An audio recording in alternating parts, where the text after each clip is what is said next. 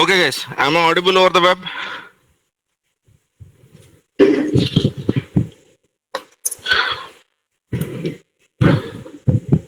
Over here? Yeah.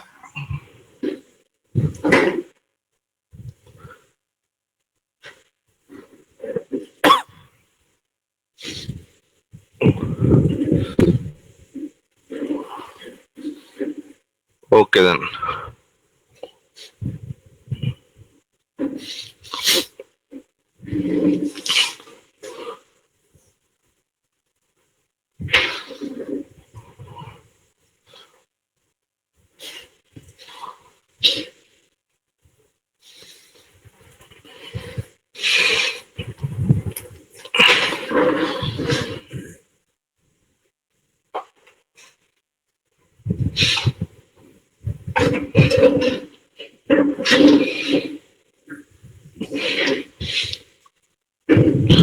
Okay. So,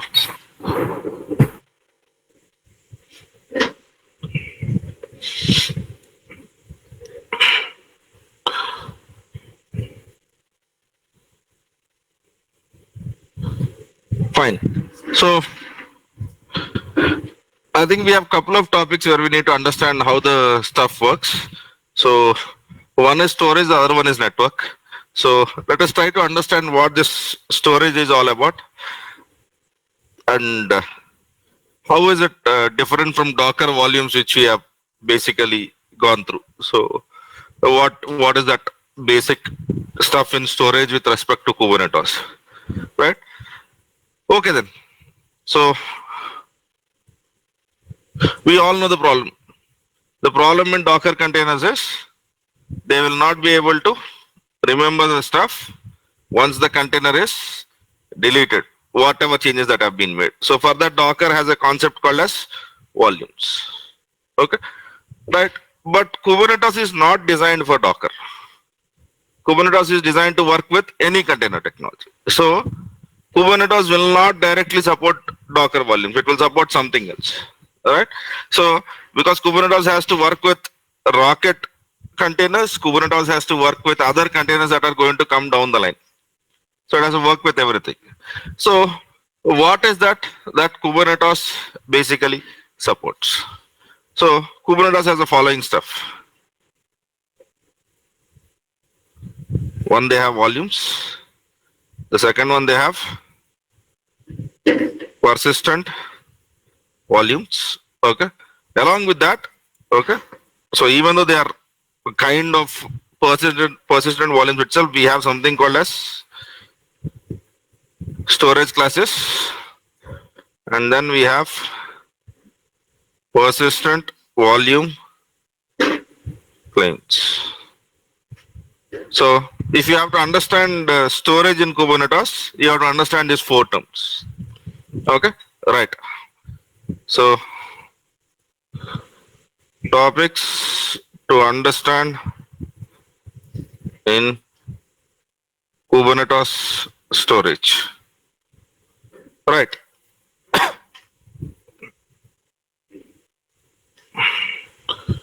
Okay. So here we have many things to worry about. One is we have something called as, okay, areas of concern are, okay, one is Docker containers are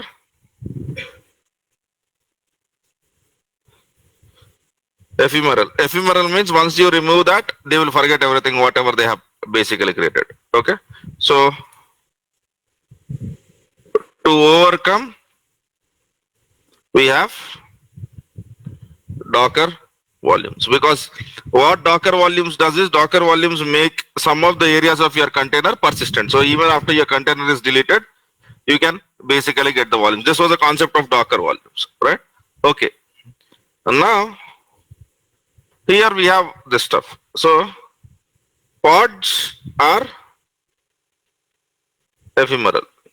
Okay. So as long as pod is alive, okay, we have data. But once pod is deleted,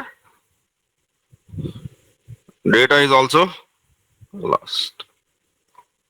Who gives storage to the pod containers in the case of Kubernetes?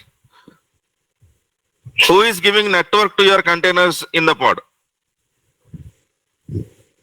Kubernetes lo container like a network ఏమిస్తుంది? Who is giving network to pods, right? So in the same way, pods give storage to Kubernetes Docker containers also. In the case of Docker, when in the case of Kubernetes, whenever you are basically looking at storage, your pods give network as well as storage to your containers, right? So since we are dealing with that, okay, they give the network storage, but the problem with that is once the pod is deleted, your data is also gone. Okay, and now there is one more challenge. Okay, Kubernetes almost in many different platforms. Okay, so for example, if you are running on a physical machine, you might be interested in giving the physical hard disk to Kubernetes. Whenever you are running it on Azure, you might want to give Azure's virtual disk to the Kubernetes. Whenever you are basically working with AWS, you want to give AWS as EBS storage to Kubernetes. There are many different ways where you can run Kubernetes, and your companies might have NAS, okay, network area of network attached storage. Sorry. So, and then you might have SAN systems, you might have NetApps, you might have various different places where you get the storage from. Okay, so but Kubernetes has to work with all of it. Okay, it cannot say that okay, I'll be working only on the Linux mounts, because that was okay for Docker. That was okay for Docker because in Docker we speak about a storage which runs a Docker container which runs in one machine. So you're taking the backup of the data and putting it somewhere. Good, done. But understand what Kubernetes has to deal with. In Kubernetes, you might tell tomorrow saying that I want to run, okay, 10 pods which share the same data. And 10 pods will not be on the same machine. In the case of Docker, we had a leverage saying that, okay, I'll be doing a mapping. My volume on /home/ubuntu/ my extra space will be mounted onto some volume on Docker. All right. So, but over here, we don't have that advantage, because in Kubernetes, in the installation which we have done, if you remember, we had 3 nodes. Now, from where the volume will come? So, if it comes from one local system, it cannot be attached onto the other local system. Yes or no? So, how is Kubernetes going to deal with all of this? So, these are the kind of challenges which we have. So, in the Docker, the whole idea was how do I back up? That's it.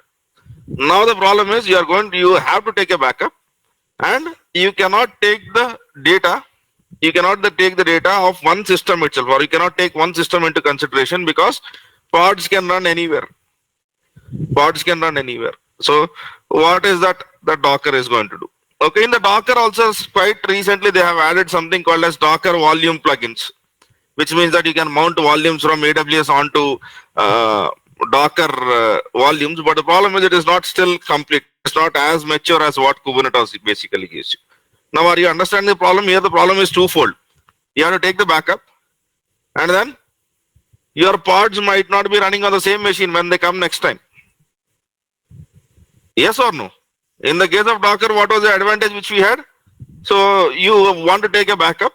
Now next you bring up a Docker container. You are speaking about a single system. So your Docker will come up on the same machine. That means that you have the same host path. You have a different target path on your Docker container. But over here the challenge is your pod might be running on node 1, right?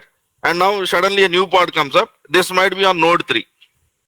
Okay, node 1 and node 3 might not have the same host folders. So you cannot do that actual mounting. So what is that the Docker supports, right? What is it Docker supports? Docker supports simple volumes. That's it, done. But in the case of Kubernetes cannot go with that simple stuff. Okay, so let us try to understand what volumes and persistent volumes are, and to make persistent volumes work, we will understand what storage classes are and what persistent volume claims are. So essentially there are only 2 kinds of volumes in Docker. One is or in Kubernetes. Kubernetes volumes and Kubernetes persistent volumes. Okay. So basically, what is the difference? Okay. Kubernetes volumes. So how does Kubernetes volumes work? Okay. The first important thing to understand is volumes life cycle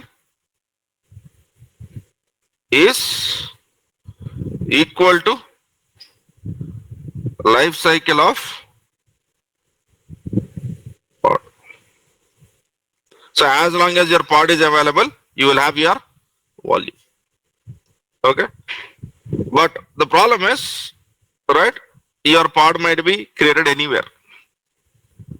Okay. Before creating the pod, you might not know on which node you are trying to create. Yeah, we can schedule the nodes, but that's a different story. Right. If you are speaking about 1,000 node cluster, and now you cannot tell that on all nodes I'll have this folder. No, that is not going to happen. Okay. So we can use something called as Kubernetes volumes, but you have to understand one thing. In this, the volume will be present as long as your pod is alive. Yeah. So, for example, if you do the deployment, now what happens? A new pod comes, right? So the new pod will have a new volume. Then you have to do that extra stuff, saying that, okay, whatever data that was backed up in the older volume, let me try to sync it. Okay, but fine, the volumes are existing, right? So the next thing which we have something is called as persistent volumes.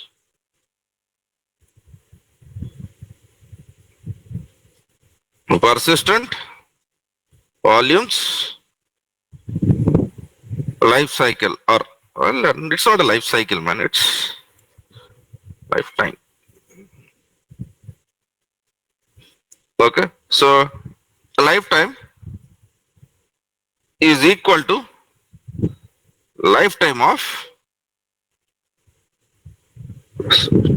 so as long as your cluster is alive, your persistent volume is alive.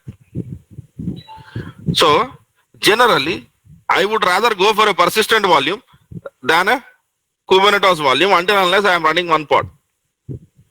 Okay, if I am running only one pod, okay, as long as the pod is alive. Okay, so now if you said that there is no advantage of basically running one pod, pod will have a volume and all of that stuff, right? But understand one thing, in pod you have containers, right? And when a container dies, what Kubernetes does?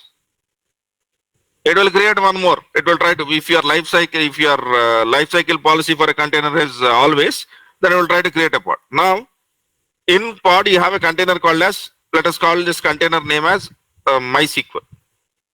Okay, that has crashed, and a new MySQL comes up. Right? To that new MySQL, Kubernetes volume will give the same volume. Your data will not be lost within a pod. Okay, but if the pod is deleted, your data is lost. Are we getting the whole point? Kubernetes volume is to give a data backup kind of a scenario for the containers which are running inside the pod. But it will not speak about a multi-pod scenario. It will not speak about a multi-pod scenario. Alright? So that is what Kubernetes volumes is all about. But when we speak about scaling pods, I will have 10 pods. I'll have 20 pods. And then if you need some backup, some kind of data that has to be shared across the pods, then you cannot use volume. Because volume speaks about one pod's lifetime. One pod's lifetime. Even that you can solve, but you have to go with the external provider who basically gives you that flexibility. Right? But persistent volumes are all about that. Persistent volume life cycle is as long as your cluster is available, your persistent volume is available. Okay? You can take a backup. From that backup, you can create a new persistent volume and you can do all of that stuff. So in Kubernetes, we have two kinds of volumes, but what we will be using is a persistent volume because we are not speaking about a single pod volumes. Am I clear on this? Right? So what is the difference between a persistent volume and a volume? Are we clear?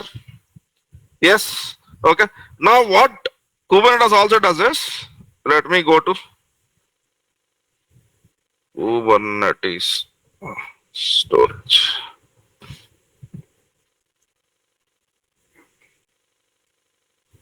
Okay. So are you seeing types of volumes? So it supports AWS Elastic Block Storage. It supports Azure Disk. It supports Azure File. It supports various different things over here. Okay. So whenever your developers work on a local machine, they use this local. They have the host path also, but the problem with host path and local is they are okay whenever you are working with one node, but they are not okay when you go to the multi-node, because all the nodes should have the same folder somehow. All right. So, and if you look at, we have various different kinds of options over here. We'll have different kinds of volumes, but volume is not that great concept. Okay. Volume will give a backup facility to the containers that are running inside your pod, not really across pods. Not really across pods. So I would rather go with the concept of persistent volumes. Okay. So in persistent volumes, we need to understand two things. There is something called as static and dynamic. So let us try to understand that, because this is what you will be using.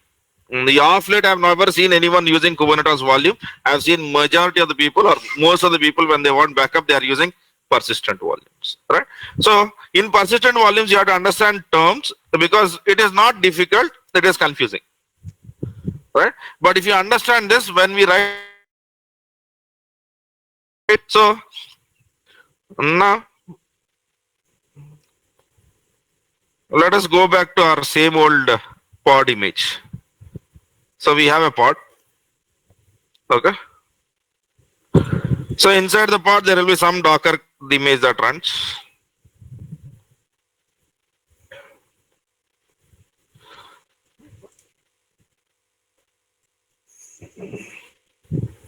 Okay. Some Docker that runs. Okay. And this Docker requires some kind of a storage. Okay. For kind of backup. Okay. Let me call it as volume. Oh, let me put it in this way, disk volume. Let me use this. Okay, right. So what you need is, you need some kind of a volume to this pod. Okay, which means that you need something which looks like, okay, something which looks like this, which your container or containers within a pod can use it. So this is the whole story. Now in here, what happens is, where will I get this disk from? That's the first question. Okay. So for that, what we do is, we create something called as persistent volume. What does persistent volume do? Persistent volume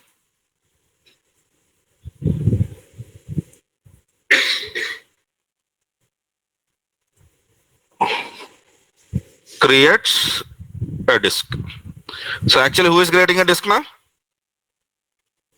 Persistent volume.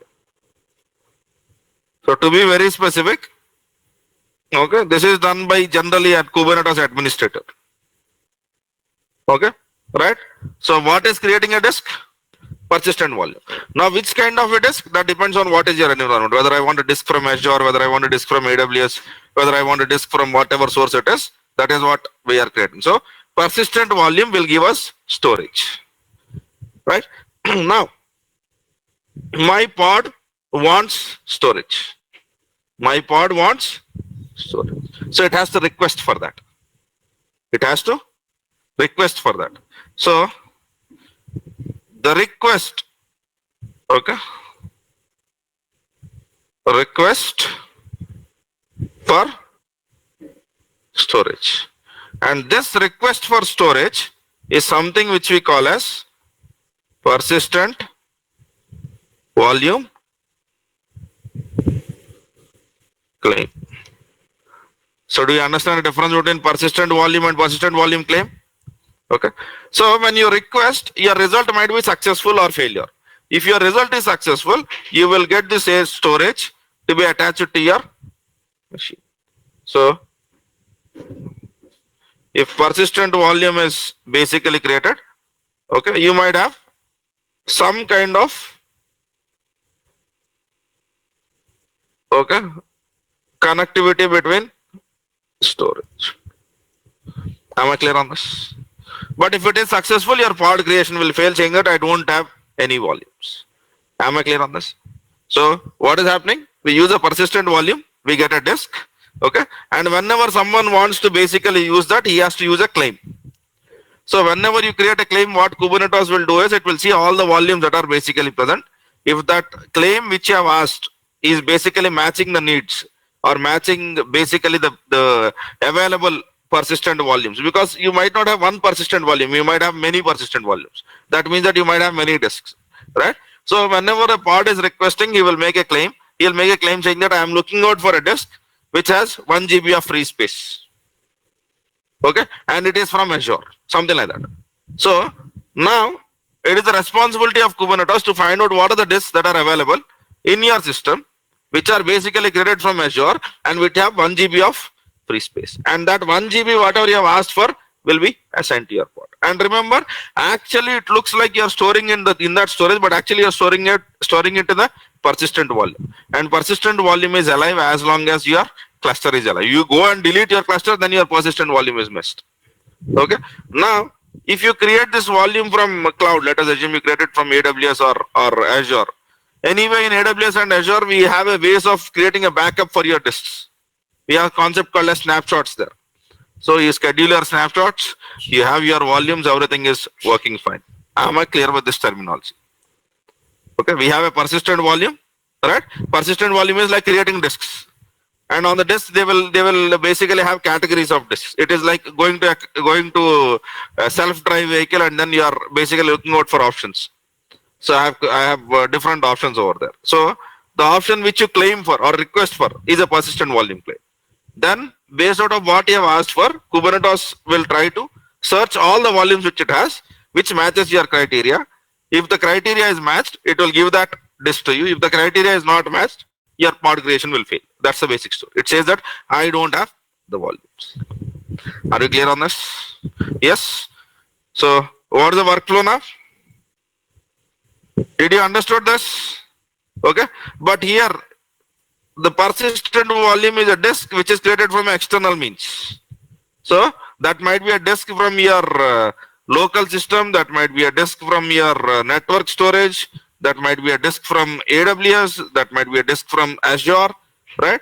So that disk will have its own way of basically dealing with it. So 1 minute, what is that image which you have? Cube 13, right? Cube 14. Okay, I'm not interested in Kubernetes volumes because I've set you the restriction. Kubernetes volumes cannot scale beyond a pod, right? So now let us look at persistent volumes. In persistent volumes, what happens? Okay, create a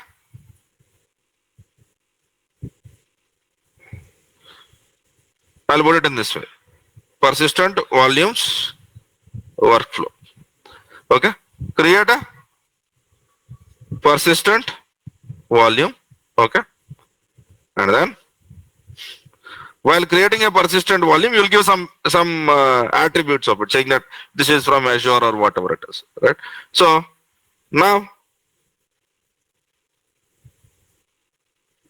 create a persistent volume to have with requestable attributes. What these attributes are called as, we'll look into the YAML file and then we'll make it. Okay. Now, okay, while creating a pod which needs, from now on I'll be writing persistent volume as okay, which needs okay PV, okay,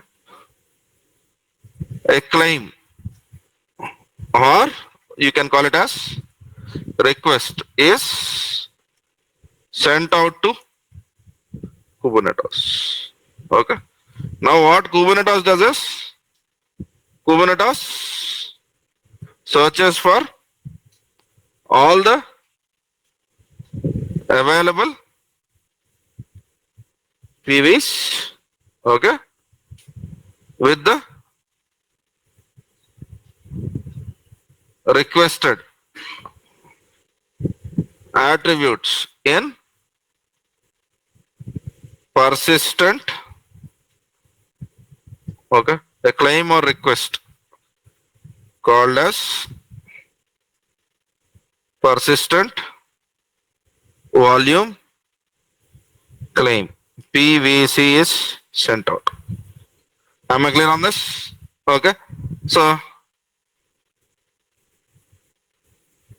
if it finds the PV, then pod is created with attached PV. Pod is created with a attached PV. Right? If that is not the case, your pod creation fails. Am I clear on this? Right? So now dot slash images slash cube 14, right? Okay, good. Did we understand this workflow? Now, if you understand this workflow, whenever you are writing, so you have to write a persistent volume, you have to write a persistent volume claim. From your pod, you have to request that persistent volume claim. So to make it work, you have to deal with three things: persistent volume, a request to a persistent volume, then taking that disk and mounting it onto your Docker container. Am I clear on this? So pod is created with attached PV, which has to be mounted to what? So whenever you are dealing with storage, you have to deal with three things: a persistent volume, a claim, and a mount to a Docker container. So whatever volume which you have created, while writing a Docker file, you might have written volume, some volume folder, or for that, what we do is now we mount that. We mount that. Am I clear on this path? Okay. So persistent volume claim, and mounting onto the Docker container. Are we clear about these three things? Yes? Okay. So let me make a small change. Let me write that. Let me write mount so that we are clear on this. Okay. So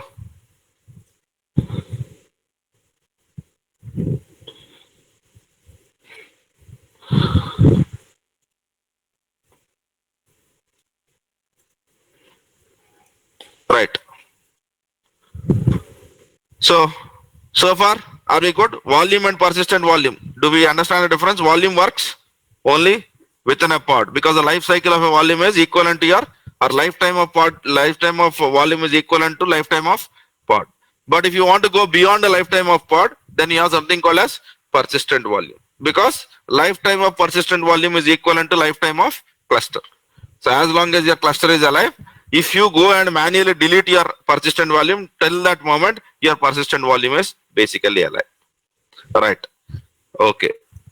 Now let me speak about storage classes.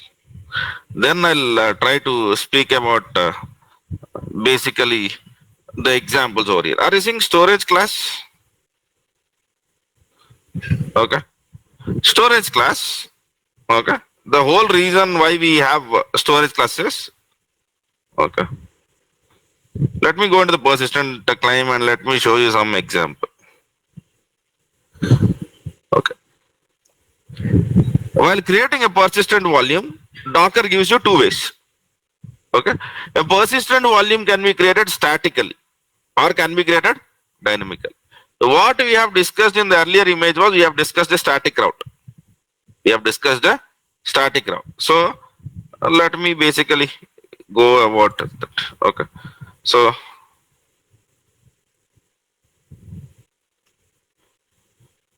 persistent volumes, okay, and storage classes. So basically what happens is, persistent volumes, okay, can be created statically and also Okay. So what is the workflow over here? You have made a persistent volume claim, and before that you had a persistent volume. Okay. But whenever you make a persistent volume claim, if the disk is not available, what if Kubernetes can automatically create a storage? Okay, you said that I want a Azure disk, okay, with 5 GB of storage. So generally what happens, you should create it and then you should use it. But with the help of storage classes, what I can do is, I can do something called as dynamic provisioning. What do I mean by dynamic provisioning is, you make a persistent volume claim. It is left to me, I'll create a disk for you. So there is no need for you to initially create all the disks and keep it waiting till someone asks for it. Rather than that, what you can do is, you can do something called as dynamic provisioning, where you will tell to Kubernetes saying that I will give you the rights whenever a claim is made or a request is made to create a disk. If it is possible, go and create it. If it is possible, go and create it. That is where a storage class comes into play. So without a storage class means static provisioning. That means that you have to create a physical persistent volume first, and then only you can make claims. Okay. With the storage classes, the advantage which I will get is, there is no need for me to create a PVs upfront. Okay. So whenever a claim is made, then storage class can help me in getting a PV created. Okay. If the PV is already created, it will reuse it. If the PV is not already present, it will recreate it. So to get this dynamic provisioning, what is that we'll do? We'll use, right, to get this dynamic provisioning, storage classes help out. Am I clear on this? Do you understand this now? So now what is the whole phenomenon now in Kubernetes storage? In Kubernetes we have two kinds of stuff. We have volumes and persistent volumes. The problem with volumes are very good within a pod, but not very great when you speak about a multi-pod scenario, because lifetime of the volume is equivalent to lifetime of pod, right? So we are not looking out for that kind of a storage. We want a storage which lives beyond the lifetime of pod, because here whenever you run a pod, you might run 1,000 pods parallelly, and all the 1,000 need to basically share the data. So for that, what we do is we learn something called as persistent volumes. Persistent volumes lifetime is equivalent to lifetime of cluster, until unless you delete it. నేను delete చేసి life time cluster అంత ఉందన్నారు కదా అంటే మీరే చంపేశారుగా. But if you would not have killed it, it would have lived till the point of your cluster. In persistent volumes, what happens is, you can create a persistent volume. Okay, make Kubernetes aware of your persistent volume, and whenever a pod needs a volume, it will make a request. That request is called as persistent volume claim. And when a claim is made, it will check with all the available persistent volumes, right? And then if it is available, if it is matching, it will basically mount it, or if it will give it to your pod, and that pod's volume, whatever it received, will be mounted onto your Docker volume. That's a basic story, right? So, but creating the persistent volumes upfront and dealing with it is not practical all the time. So for that, what Kubernetes tells you there is that I can give you two ways of persistent volumes. One is, you can create them statically. That means you create them upfront and use it, or you can use something called as storage classes. In storage classes, there is a way of provisioning. You can use that provisioner to basically create a volumes on demand. Whenever you want it, you go ahead and create it. Okay. So there are different kinds of storage classes that are supported: Azure Disk, AWS Disk, Azure File Share, okay, or AWS EBS, Google Disk, Google Persistent Disk. There are many kinds of disks that are supported. Whenever you are creating a persistent volume, basically, if your disk belongs to that category, then you can do dynamic provisioning also. That's a basic story. Am I clear on this? Yeah. Now understand this. Your application is running on Amazon cloud. Let us assume that is the story. Okay. So in that, you are running your application. Your application's data is basically present on volume. Now volume is not a folder now. Volume is a virtual hard disk of Amazon. The moment your volume becomes a virtual hard disk of Amazon, then you can take backups. You can store it to the other region. You are never losing the data. I've given the example of Amazon. You can apply it to Azure and Google also. Am I clear on this? So you will get all the backups, scheduled backups, right? From one volume, you can create one more volume. You will get all those advantages, and then you can basically use it. Clear on this? Yeah. So do we understand the difference between a Docker volume and a Kubernetes volumes, which Kubernetes is basically supporting, right? Kubernetes gives you a storage, and that storage has to be mounted by your container technology. In the case of Docker, we have something called as volume mounting, right? So that is how we basically get it. This picture tells you the whole story. Okay. So what is the difference between static and dynamic provisioning? In static provisioning, you have to create a PVs before. In dynamic provision, there is no need for you to have a persistent volumes. Okay. We will take a persistent volumes example in Azure and AWS. Right. Whenever we do on EKS and AKS, then we will do. In the case of EKS, we will take Amazon's persistent volume. In the case of Azure, we'll take Azure's persistent volume, which is a disk from that cloud. Clear on this? Okay. So any questions on this before I move ahead? Yeah. For already part that running pod, can we attach the persistent volume? For already running Docker, can you attach a volume? Yes. Running Docker, you can attach a volume. How? Docker is already running. I want to attach a volume to it. How?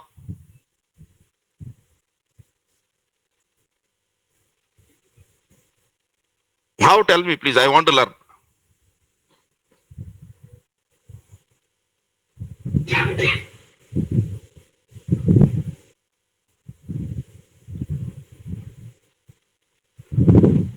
I will show you everything, sir. Can you show the creation of? I will not be showing the creation of volume. You try it for yourself. In the classroom, we'll be doing a persistent volume. Right. Okay. Can I mount a volume to a container that is running in Docker? Yes or no? If yes, how? My container is running. Okay. Docker container run Spring Pet Clinic. I have run it. Running. Now I want to attach some volume to it. Can you please tell me how?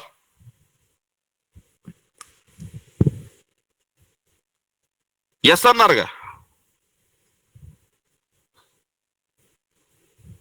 Pardon me? Volumes. How? Yeah, you create a volume. You have a volume. How to attach it? My container is already created. It is running. While creating the container, you can give a volume. There's no doubt about it. What I am trying to tell is my Docker container is running. Now you tell me how to create a volume to it. There is no Docker way. You have to go back to the you have to fall back to the Linux's way, because in Docker, what is running? A Linux kernel is running. Now you find some kind of storage. In Docker, there is no way, right? Similarly, whenever you are attaching pods, while creating the pods itself, that is Kubernetes responsibility. Once the pod is started, something is running, you have to fall back to your operating system mechanisms, and that is a foolish approach. Don't even think about it. Okay. If someone asks about it, restarting a pod is not a, or relaunching a pod is not a very great job. Is not a very difficult job. Okay. Killing one container and starting one more container, is it difficult? Okay. Why don't we come out from that VM mindset? Server ante ఆపకూడదు, దీన్ని ఆపితే అరుంధతిలో villain లాగా పగబట్టేద్దాం మన మీద. If you remember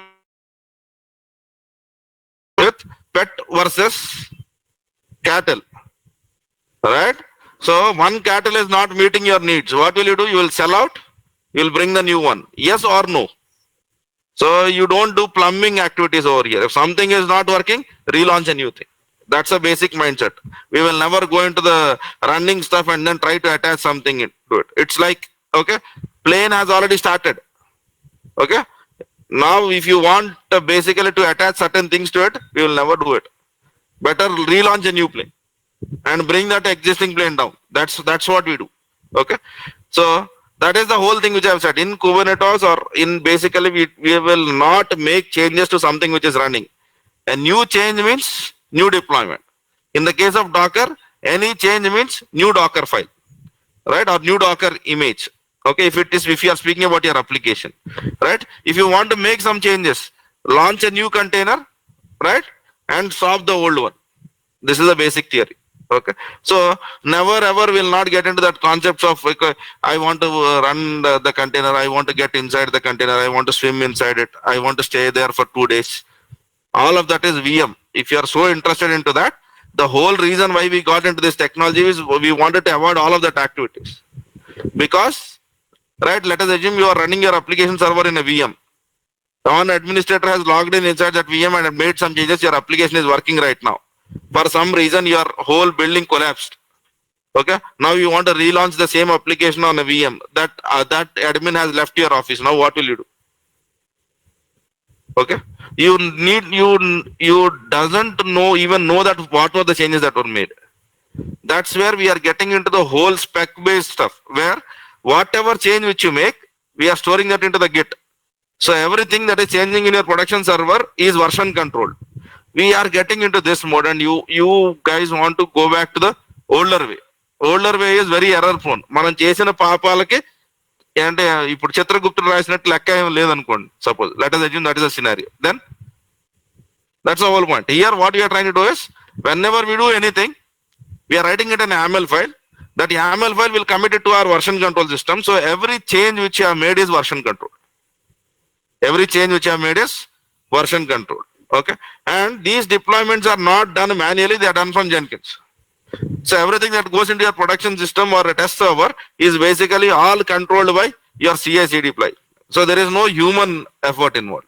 If something is failing, it is failing. We don't do plumbing activities. But please understand that in the case of Docker and in the case of Kubernetes, we will not do plumbing activities. Server launch అయినప్పుడు patch చేసుకుంటానండి. Alright? ప్యాచ్లు బ్యాండేడ్లు వేసుకోవాలంటే కంటైనర్ల గురించి ఆలోచిస్తాం మానేయండి. Am I clear on this? Right? So even if you have to patch the operating system node on the node, then what we will do is we'll bring that node for some time, okay, down, and then what happens? All the pods that were running on that node get distributed onto the other nodes. You do whatever you want. You bring your node back to the Kubernetes cluster, then the things automatically start. Okay. If you go to the cloud, you don't even do that. What you do is, in your Kubernetes nodes, you will launch a new nodes with altogether a new operating system image. That's it, done. Okay, we are moving out of that, man. You guys are still there. In when we speak of Docker, when we speak of cloud, we are not getting into that plumbing activities. Am I clear on this? Running container ki rangulu marutam, alright? Volume attach చేయటం ఇవి చెయ్యం మనం. ఎందుకంటే for us it is very simple to launch a new pod or a new container with whatever you want and bring down the older one. Anyway, you have a backup of a data. Am I clear or not? Yes? Okay. ఇంటర్వ్యూల్లో కూడా ఇలాంటి దరిద్రమైన క్వశ్చన్లు అడిగితే నేను చెప్పిన సమాధానమే చెప్పండి and tell it very confidently so that the unfortunately the problem is సగం తెలిసి పని మొదలు పెడతారు right some people start the work with half knowledge okay and they think that they are very masters in to that and they start plumbing. I know some people, what they do is they get inside Docker, they make changes because you can do Docker exec-it, give the container's name and do whatever you want. Okay, and then that works for some time. For some reason that container goes down and now you bring up a new container. You have to redo all of that work. Now you tell me what is better, writing a new image or basically getting into the Docker exec-it and then doing the whatever work which you are supposed to do. No, if you want to patch your Docker image, right? Not your Docker container. Clear on this? Interview lo kuda ide samadhanam. This is what we follow religiously in our company. Just tell this answer. Appudu adige vodiki siggotu. నేను నిజంగా చెప్తున్నాను అసే because you guys are new to this world right some of the people మీలాగే వాళ్ళు 1 సంవత్సరం 2 సంవత్సరాల నుండి ఎందుకు నా దగ్గర నేర్చుకుని వెళ్ళిన వాళ్ళు చాలా మంది ఇంటర్వ్యూ ప్యానల్లో ఉన్నారు రైట్ వాళ్ళకి అన్ని వచ్చేసని నేను అంట్లా కాకపోతే ద హోల్ పాయింట్ ఇస్ కొన్ని ఇలా చేసి ఇదే పద్ధతి అనుకుంటాం but that is not the case just understand the things logically the whole reason why we have went to the docker technologies we wanted it to be simple. Right, the moment you wanted it to be simple, why are you making your life complicated? Okay, so నిన్న మన నరేష్ అడిగాడు నన్ను so Dakar service కావాలి నరేష్ ఉన్నాడా లేదా ఆయన so Dakar service కావాలి కానీ సర్వీస్ క్రియేట్ చేయకుండా సర్వీస్ కావాలంటే ఎందుకు ఆ దరిద్రం ఎందుకు మీరు ఎక్కడ వాడారండి అది అని ఒక్క మాట అడిగితే దానికి సరిపోద్ది Okay, there are ways. I'm not saying that there are no ways for doing that. I don't want to create a service, but I want a service. Why are you doing magics, man? Right? Service create చేయకుండా service కావాలంటే ఏం చేయాలి? Right? That's the whole point. So then you have to understand how internally it works. Okay, then you have to creating go into. See, let me tell you one thing. So if someone tells that I don't want to see a router over here, but I want a router, what will you do? Then you have to bring one laptop, plug it into this network, make it behave like a router, because in router also you also will have some operating system. ఈ చెత్త ఎవడన్నా ప్రపంచంలో చేస్తాడా? Clear on that? So if you understand Docker concepts, then it is very simple to tell the whole stuff. Clear on this? Right?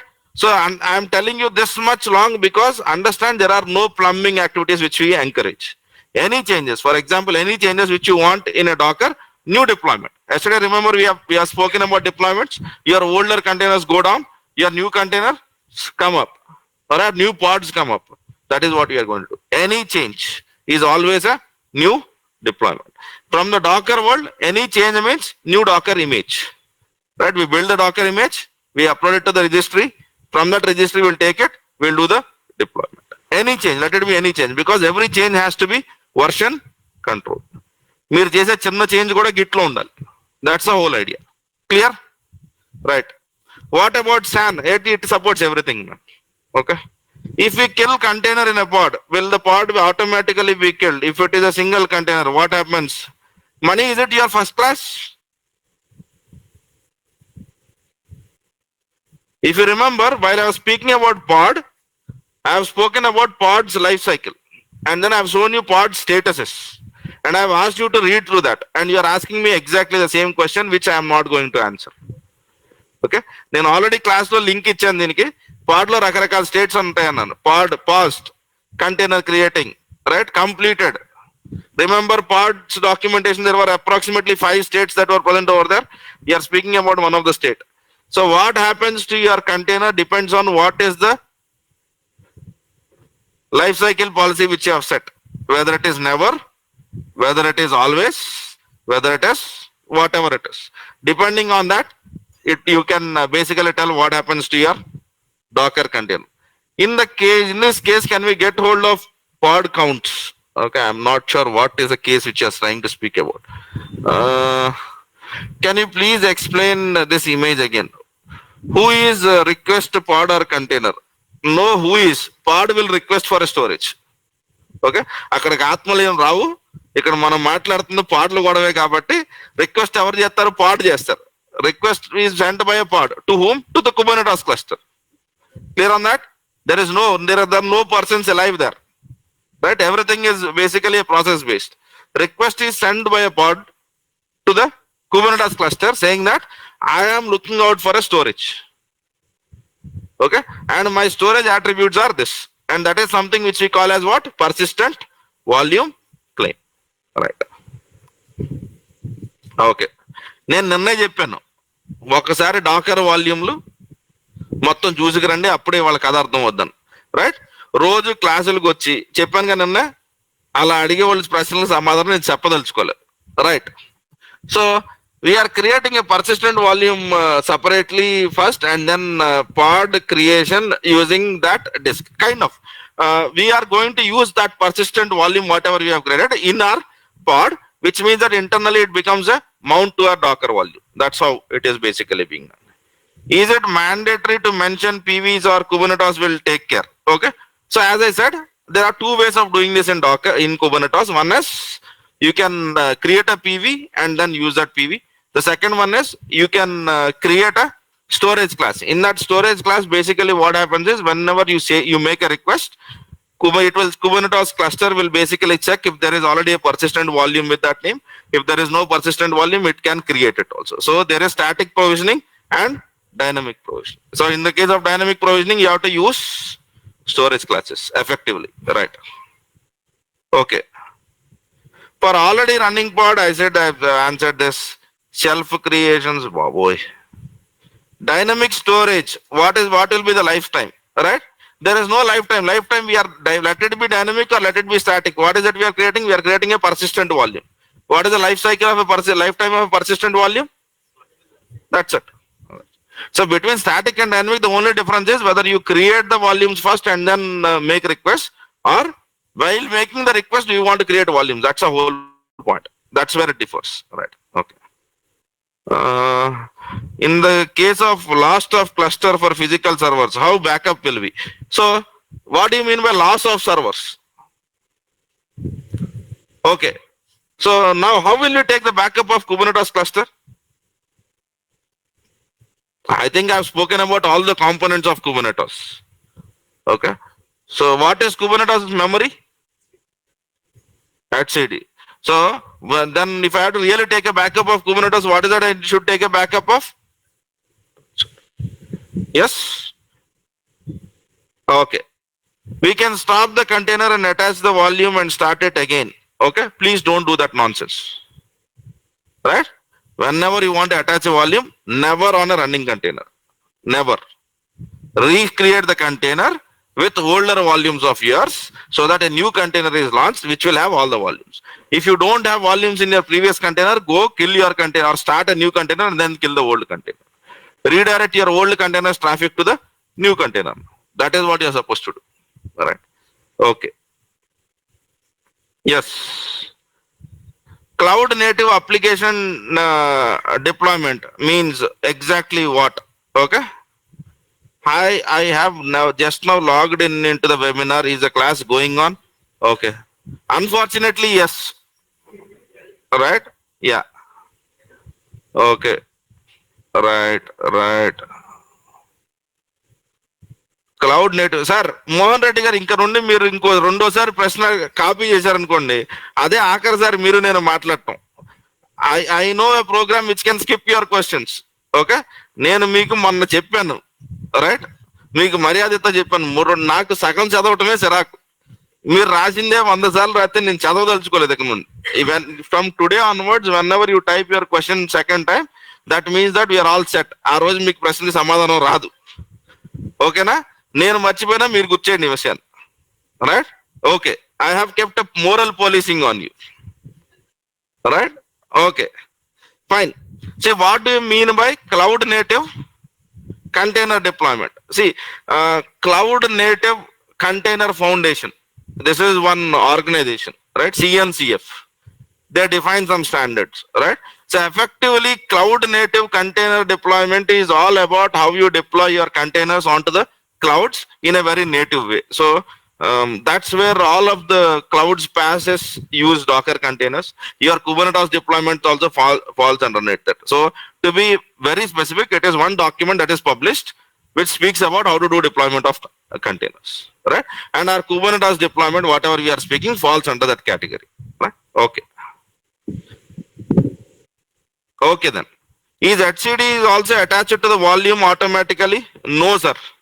etcd has nothing to do with your volumes which you are creating, but etcd will store the information about the volumes which you are creating, because in Kubernetes etcd is a memory.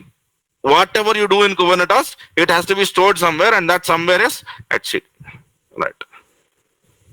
Okay, fine then. ఇక నుండి రెండోసారి ప్రశ్న మీ questions mute అనమాట, right? TV channel debate లో ఇప్పుడు మన రాష్ట్రంలో ఏం చేస్తారు, ఆంధ్రజ్యోతిలోని సాక్షిలోని బీజేపీ వాళ్ళని పట్టించుకున్నట్టు నేను మిమ్మల్ని పట్టించుకోను, right? Okay, fine. Did we got the whole concept now? Okay, so while I am creating a persistent volume, okay, or basically a volume, okay, I will have types of disks which I can basically create. Okay, so for this class we'll restrict ourselves to AWS and Azure disks. AWS and Azure disks, because okay, that is where we actually are going to deploy our application. Clear on storage?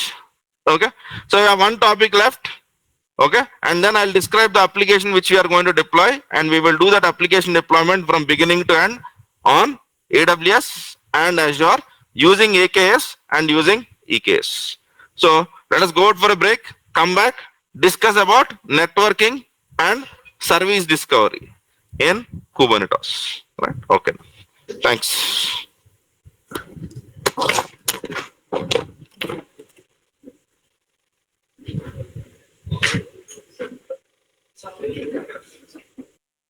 Okay, guys. Am I audible over here? I couldn't hear anything. We were on break, sir. Can we do any changes to HCD for any operations? So ideally, HCD is a cluster-based stuff. You are not expected to do any changes. The only operation which you might do on HCD is taking a backup of it. When something goes wrong, restore it. Apart from that, you are not allowed to do anything on a HCD cluster. Sir, only PV is available on one cluster. One PV will provide distant storages from all for all pods. See, if one PV can do a cluster for all pods, the answer to this question is, remember volumes.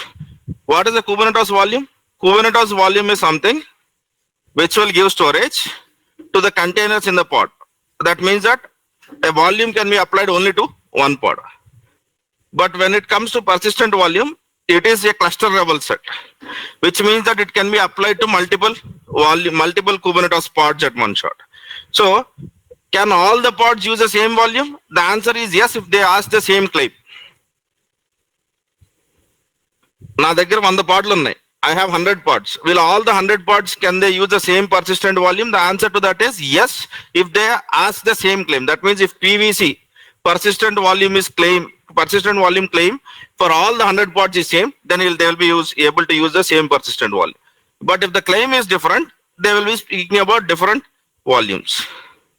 Am I clear on this, Abhinay? Yeah. We go for persistent volumes because we can attach that volume to more than one pod at a time.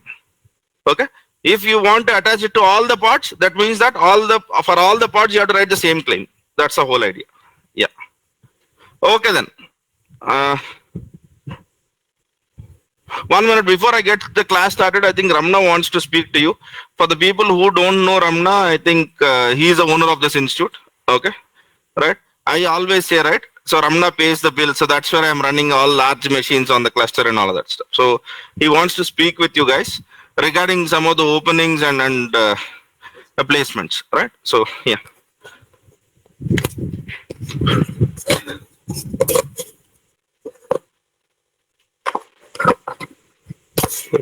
Good morning, all. Yeah. Is it audible? Okay. So my name is Ramana.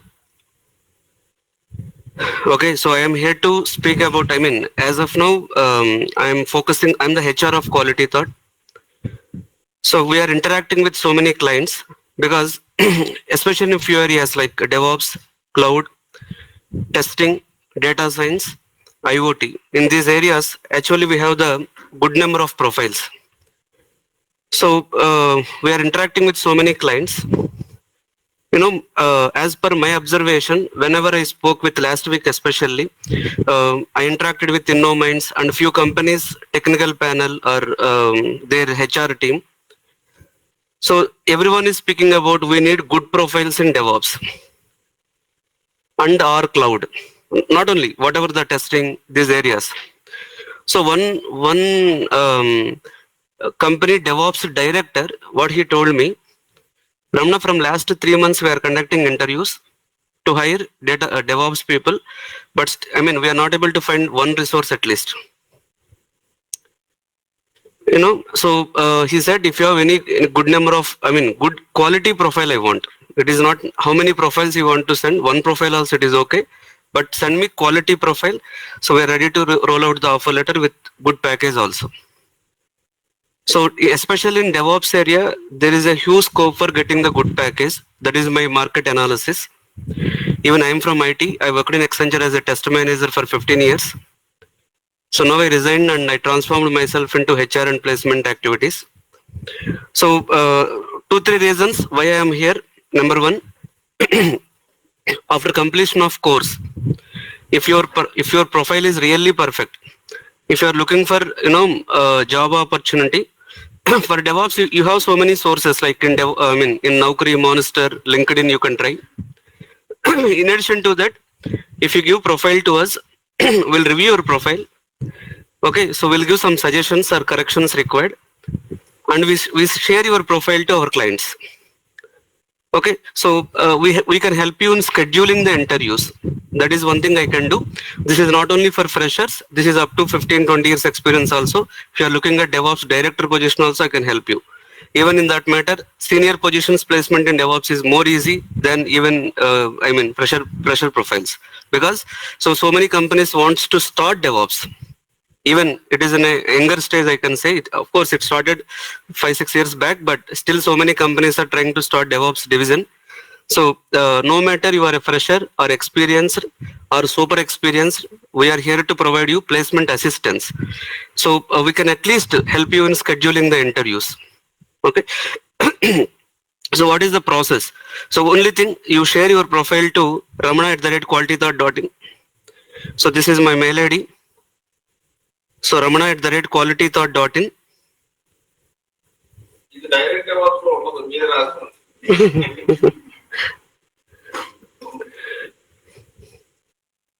See, but only one suggestion is, see, if you are not strong, please don't send your profile for interviews. See, focus on the subject only. See, if you are really subject, you are eligible for 10-15 offer letters also. So most of the times, bad experiences for me, especially because we already started this placement services program for testing. What I observed, so they are having only 30% knowledge. Whenever we say there is an opening, they are coming up with their resume. But it is not good for you. You will lose the confidence. We are here to help you in scheduling the interviews. Okay, and sometimes we can tell if our old student is working in that company, or our network is working in that company, we can tell, so these people may focus more on Docker interview questions, or these people may focus more on Kubernetes. So these kind of inputs we can give. But beyond that, see, placement services we are providing ethically. Okay, not with, so we help you, no need to prepare, and we'll give you offer letter and all. It's a subject based.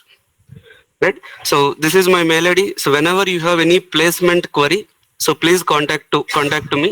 I am responsible for HR activities and placement. Please don't send mails like, so I need online video and all those things. I am not looking at operations now. So my clear job is placements.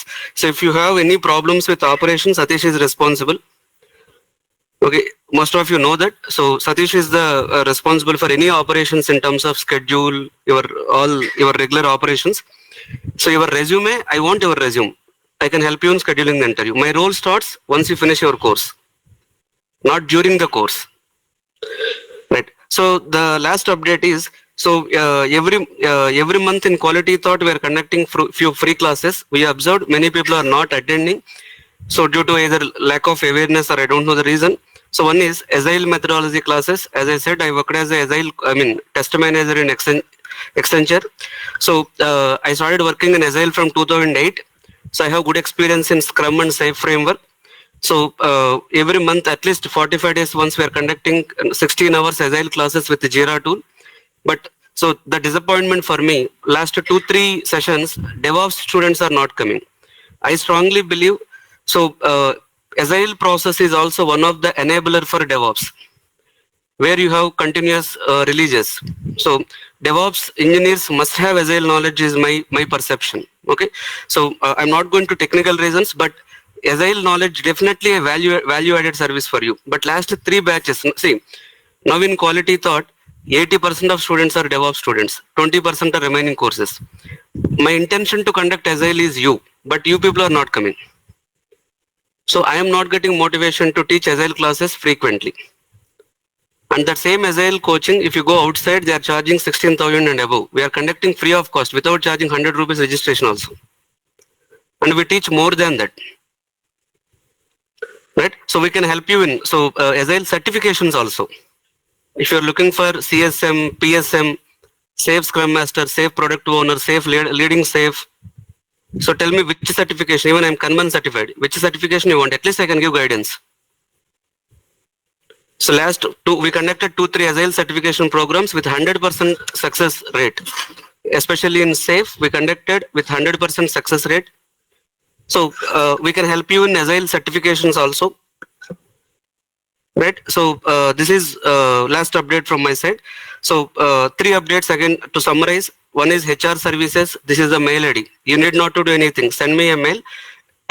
we contact you back. We'll listen to your resume. So wherever it is possible, we try to schedule. No matter you are a fresher, fake experience, real experience, upgrading from Windows admin to Azure, upgrading from some normal networking to this side, or upgrading from .NET to DevOps architect. It is okay. So any placement service, I'm responsible. There are free classes, especially one is Agile, and one more thing, Monday onwards, Kaza sir is going to start Python classes. Okay, so hope you got already message on this. Okay, let me tell you on this. Especially this is also one of the reason I came here. Okay, so basically, myself and Kaza both are from same college, and we are from computer science and IT department. So when we joined our BTech in 2001, so we know, from the beginning of the college days, I know that Kaza is a very good programmer. So Kaza is very famous for programming last 15 years. Okay, so for his office work, he started working in various he worked as a .NET architect. He worked in different areas in development in architecture side, including your DevOps, cloud, and programming. So what I strongly believe personally, more than a quality thought side or kind of thing, my sincere suggestion to everyone, not only to you or your well-wishers, your colleagues, your relatives. See, programming is something which you have to learn from the right person. See, there are tools like testing tools, RPA tools. See, everything has to be learned from right person only. But if you are learning programming, especially, if you learn from the right person, definitely that is helpful for your career growth. Even if you look at DevOps also, our focus from day one when we started in 2015, our focus is, so we never seen DevOps is an admin course. We always seen DevOps is a automation perspective where we try to enable the script development. Rather than only teaching too much theory in the process, rather than teaching only Linux commands, we always focused on automation side of the DevOps. Actually, DevOps is automation. Right. So there are different perspectives to see any subject. DevOps, if you see, many of the people have seen DevOps in a Linux perspective. Many of the people have seen DevOps in a process perspective, like Agile extension. So many of the people have seen admin extension, but we have seen as a programming perspective. That's why actually our students got jobs. This is my perception on Kaza. Okay, so I request, so and the intention also, Python, we are offering end-to-end Python, that is core Python, our basics of complete Python, object-oriented Python, okay, microservices in Python, or even Django. So all these programs offered by Kaza from Monday, this is actually and out of this first 30 days training, we are going to conduct as a free of cost. We are not charging single rupee.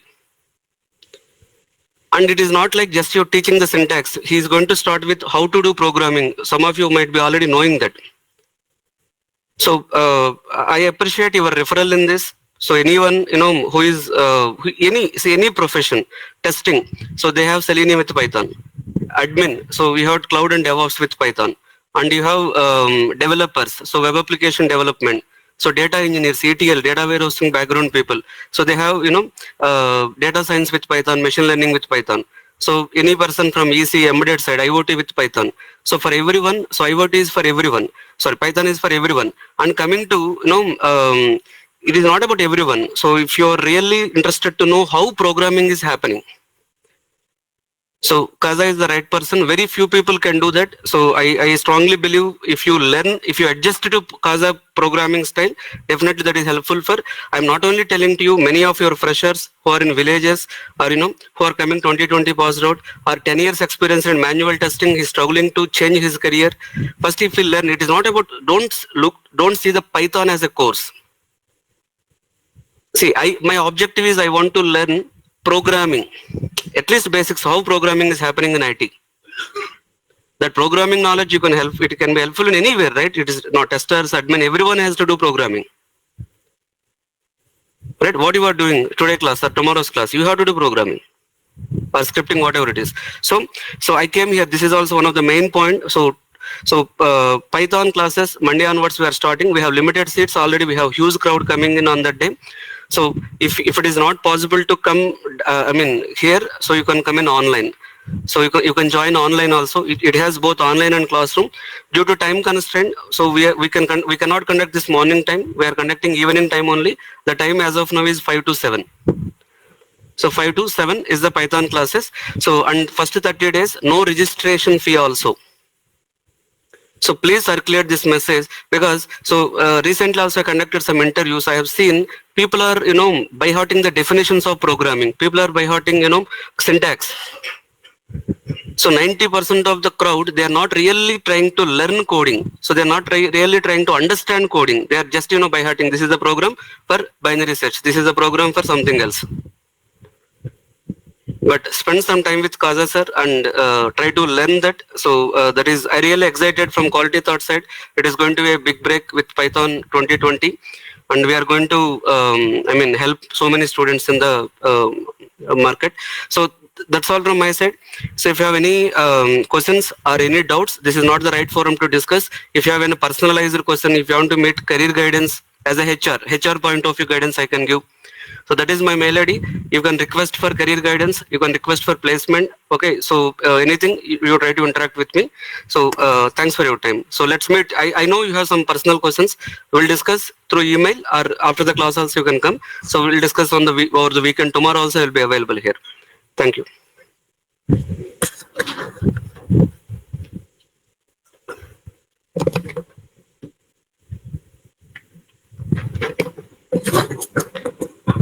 Okay, man, let's get back to Kubernetes networking. Right. Okay. So I have seen some of the questions saying that qualitythought.in mail IDs are bouncing and all that stuff. If these mail IDs are, I think this should work. But if this is bouncing, you can reply me in our next class and let me get it corrected.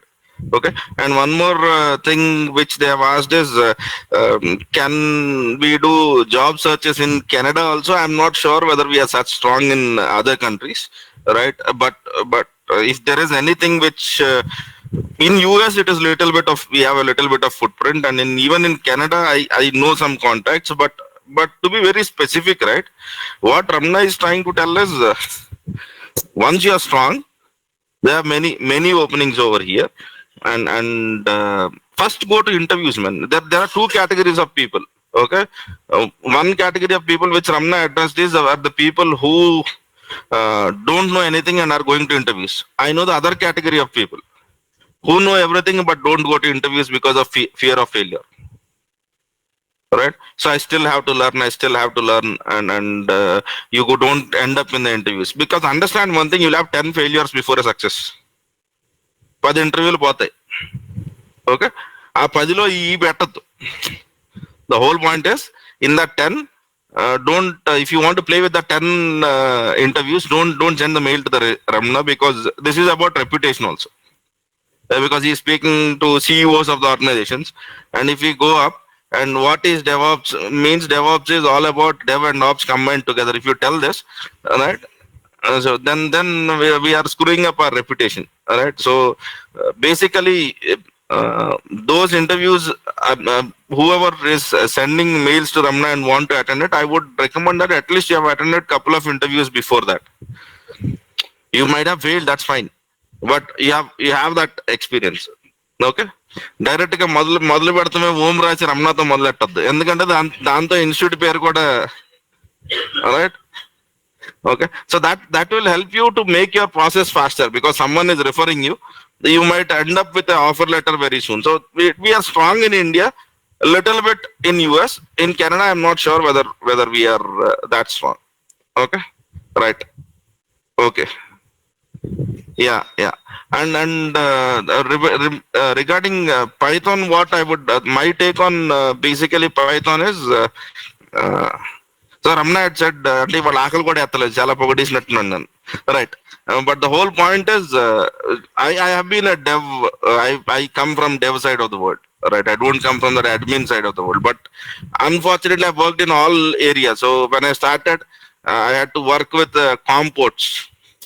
మీకు ఎంతమంది కాంపోర్ట్ అన్నది ఒకటి ఉంటుందని తెలుసో లేదు నాకు తెలియదు కానీ, but there was something called as compots. Earlier we didn't have, so I'm quite sure that you might have seen that SBI bank లో పాస్పోర్ట్ బుక్ ప్రింట్ చేయమంటే వాళ్ళ దగ్గర ప్రింటర్ ఉంది, ఒక చండాలమైన కేబుల్ ఒకటి ఉంటుంది, తీసుకెళ్లి కంప్యూటర్ కనెక్ట్ చేసింది, right?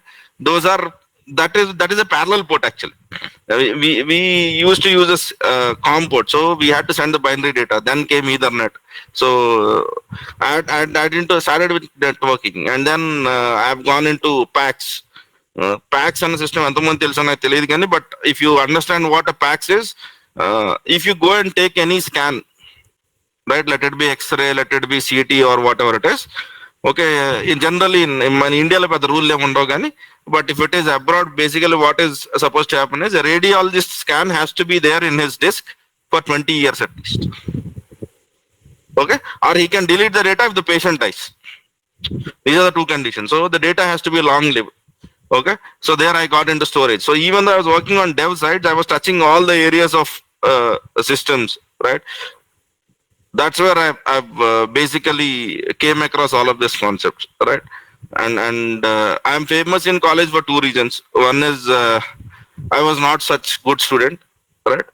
But if you know some person who is not so good in college, who doesn't attend colleges, right? College gate బయట ముందు సిగరెట్లు కాల్చుకుంటా, మార్కులు బాగా వస్తే రికగ్నిషన్ ఉంటుంది కదా, అలా నేను అందరికీ తెలుసు, అంతే, nothing else, right? That's the whole stuff and that's how people know me, right? Okay, fine. CBIT లేదండి, అంత తెలివైన ఏం కాదు నేను, right? Okay. So I studied in a college called as Vasavi engineering college in Tadepalligudem, right? That's where we met, yeah. Okay. The whole unfortunate thing was in inter I was basically planning for bits. Okay. నా అదృష్టం కొట్టి అప్పుడు double typhoid వచ్చింది, మార్కులు కాటాకు వచ్చేసింది, 890 అంత వచ్చినాయి. But when we study 930 was something which you were required to enter in to BITS Pilani or whatever. That's where. So my focus was something else. I ended up doing something else. After engineering, I didn't want to come into IT. My focus was civil services. Right, I want to get into civil service, and now one day I understood that I can't afford it because I had 2 years of what you call education and taking still my father affording me. I didn't like that idea. That's where I ended up basically getting into it. I never attended any campus interview, never, because that was not my thought process at all. Okay. So మీ అందరూ engineering చాలా మంది ఎలాగైనా మార్కులు రావాలని చదువుకుంటారు, నేను ఎలాగో సివిల్ చదువుతాను, నాకు వీటితో పని లేదని నాకు నచ్చినవి చదువుకున్నా.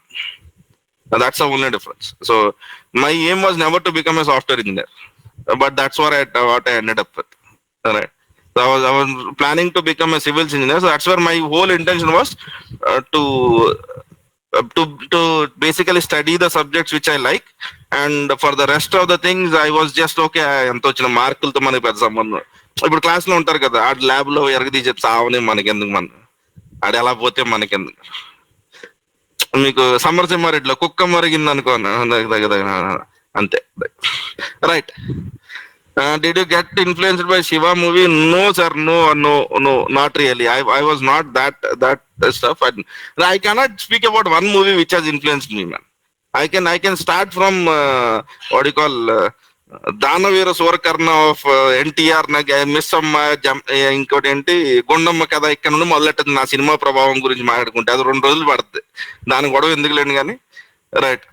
So right, backlog subjects, yeah, I had some of the backlogs because I didn't attended the exams, not because I failed. I had backlogs. ఆ రోజు ఏదో సినిమా రిలీజ్, వాళ్ళు వెళ్ళి పొడి చేద్దాం ముందులే మళ్ళీ తర్వాత రాసుకుందాం, వెళ్తే never failed in any exam actual, right? Okay, good bad ఉండవండి, there are only movies, there are Telugu movies అంతే, right? Okay, so let us get back into our networking journey. Okay. M1 actually, man, I don't want to speak about it, but in M1 my marks were approximately 95 or 96. My internal marks were for 20. We used to have 19 marks I got, so I have lost 1 mark there and 2 marks in the exam. I'm good at math, man. Right? So, right. Probability and statistics, I have attended only 3 classes out of whole 40. And I was a person to get the top mark in the college. నాకు 92 వచ్చినాయి. Okay, ఆ 92లో internal మార్కులో 12 వేసారు, 8 మార్కులు అక్కడే పోయినాయి. In the main exam I got 80 out of 80. I gone to my lecturer and I said that okay, you would have given me 20, at least you would have got a name saying that one of your student has got 100. Then he said, no, I wanted to encourage you, that's where I put 80. Said, yeah, teachers have that flexibility, right? And I said, okay, thank you, sir, and I came back. All right, okay, fine, man. So let us get into networking. So networking in Kubernetes has many challenges because we have containers, we have pods, and pods might work in multi nodes.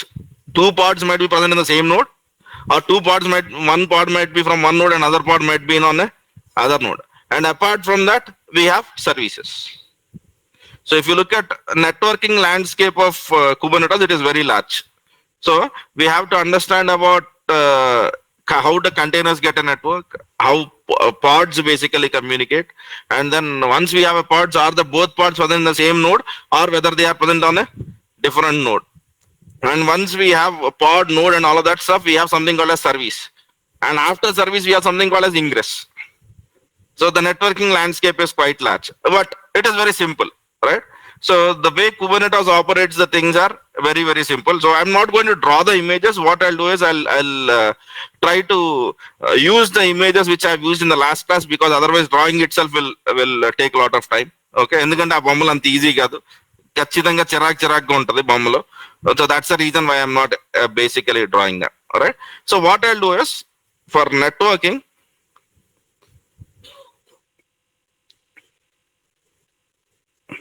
in Kubernetes. In Kubernetes, whenever we speak about networking, we have to understand container networking. How a container can communicate to the other container within the same pod. This is the most simplest, right? Life is simple over here. And then the next challenge is pod to pod networking. Right? Here we have 2 challenges over here. Are 2 pods on the same machine or are they on a different machine? And then pod to service networking. And then when we speak about service, we also have to understand something about ingress. This is basically what it is. Okay, there are many wonderful articles written by a lot of people around it, right? If you want to understand this, you need to understand some networking protocols, but let me make the life simple for you so that we'll understand a basic flow of all of this. And apart from that, we have something called as service discovery. So generally we don't work with IP addresses, right? We work with DNS names. Swiggy.com is what we will use, not the IP address of Swiggy.com. Okay, so Kubernetes internally maintains names for your pods, names for your services and all of that stuff. So how does it maintain? And for example, if we say ping google.com, it should work, right? Because google.com is a DNS name, but actually google.com will have an IP address. Whenever you say ping google.com, that google.com will be converted into some IP address and then the packets will be sent.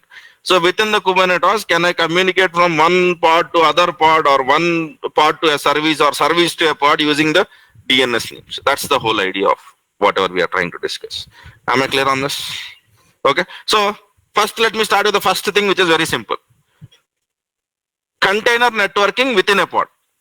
Okay. Remember, I said that pod is a collection of containers, right? You can have one container or more than one container. When you have more than one container, we call one container as a main car container and other containers as sidecar containers. But all of these containers, okay, so basically what happens is, you take any Linux machine, okay, let us assume this is your Linux machine, okay, or even Windows for that matter, right? So we'll have some kind of an adapter over here, okay, so we call it as ETH0. In the case of Windows, we call it as, if you open this, where is adapter options? Are you seeing adapters? We have Ethernet adapter. This Ethernet adapter, what it does is whenever you plug a network cable into this adapter will bring in network to you. Yeah. So this is for a physical machine. For a virtual machine, what is that we'll have is, we'll have something called as ETH 0, ETH 1, ETH 2, where number speaks about a different kind of an adapter. Because generally we'll see ETH because it is a Ethernet adapter. Okay. And if it is a virtual machine, we also call it as virtual Ethernet adapter because it is not physical. Okay. Ethernet adapter and it should allow you to plug in a cable. Virtual Ethernet adapter will basically take the stuff, right? And over here, basically what happens is, we'll have the whole namespace. Okay, remember, if you remember Kubernetes Docker, we have spoken about namespaces, right? So we'll have this networking namespace, and this networking namespace is used by all the processes that run on your system. So for example, if you are running Apache server also uses the same namespace. Whenever they have to deal with this networking, they deal with namespaces. And the namespace which they by default deal with is a root namespace or a root network namespace, to be very specific. Am I clear on this? So this is how your Linux machines are getting a network. So basically what happens, you will have an adapter and then you will have a namespace. And you can have multiple namespaces, but your machine will be primarily identified with root namespace, root network namespace. We'll put it as default adapter. Yes. What do I mean by default adapter? Even though I have 1000 connections to this machine, this default adapter is where I'll be getting all the network. Okay. If I want to deal with other networks, I'll deal them separately. So all the processes of your system basically go and speak with this Ethernet. Am I clear on this? So here we'll have this concept. And now basically what happens? If you are speaking about the process, this process goes and speak with this, and let us assume this is Apache server, and you can access by saying, let us assume this machine's name is, IP address is 192.168.0.10. So this is, let us assume it is an Apache. Okay.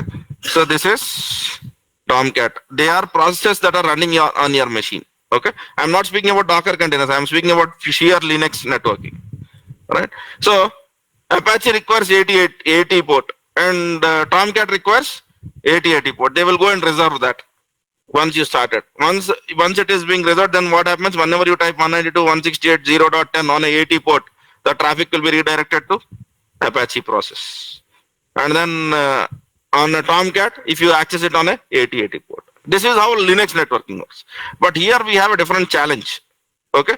So in the case of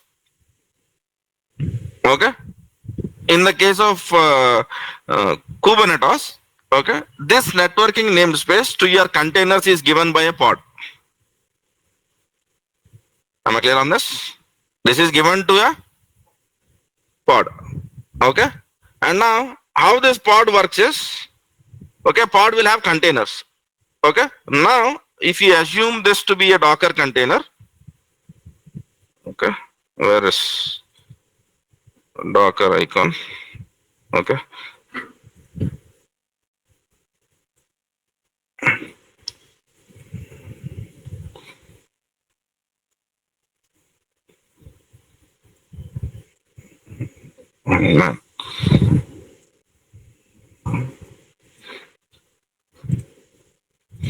Okay. Now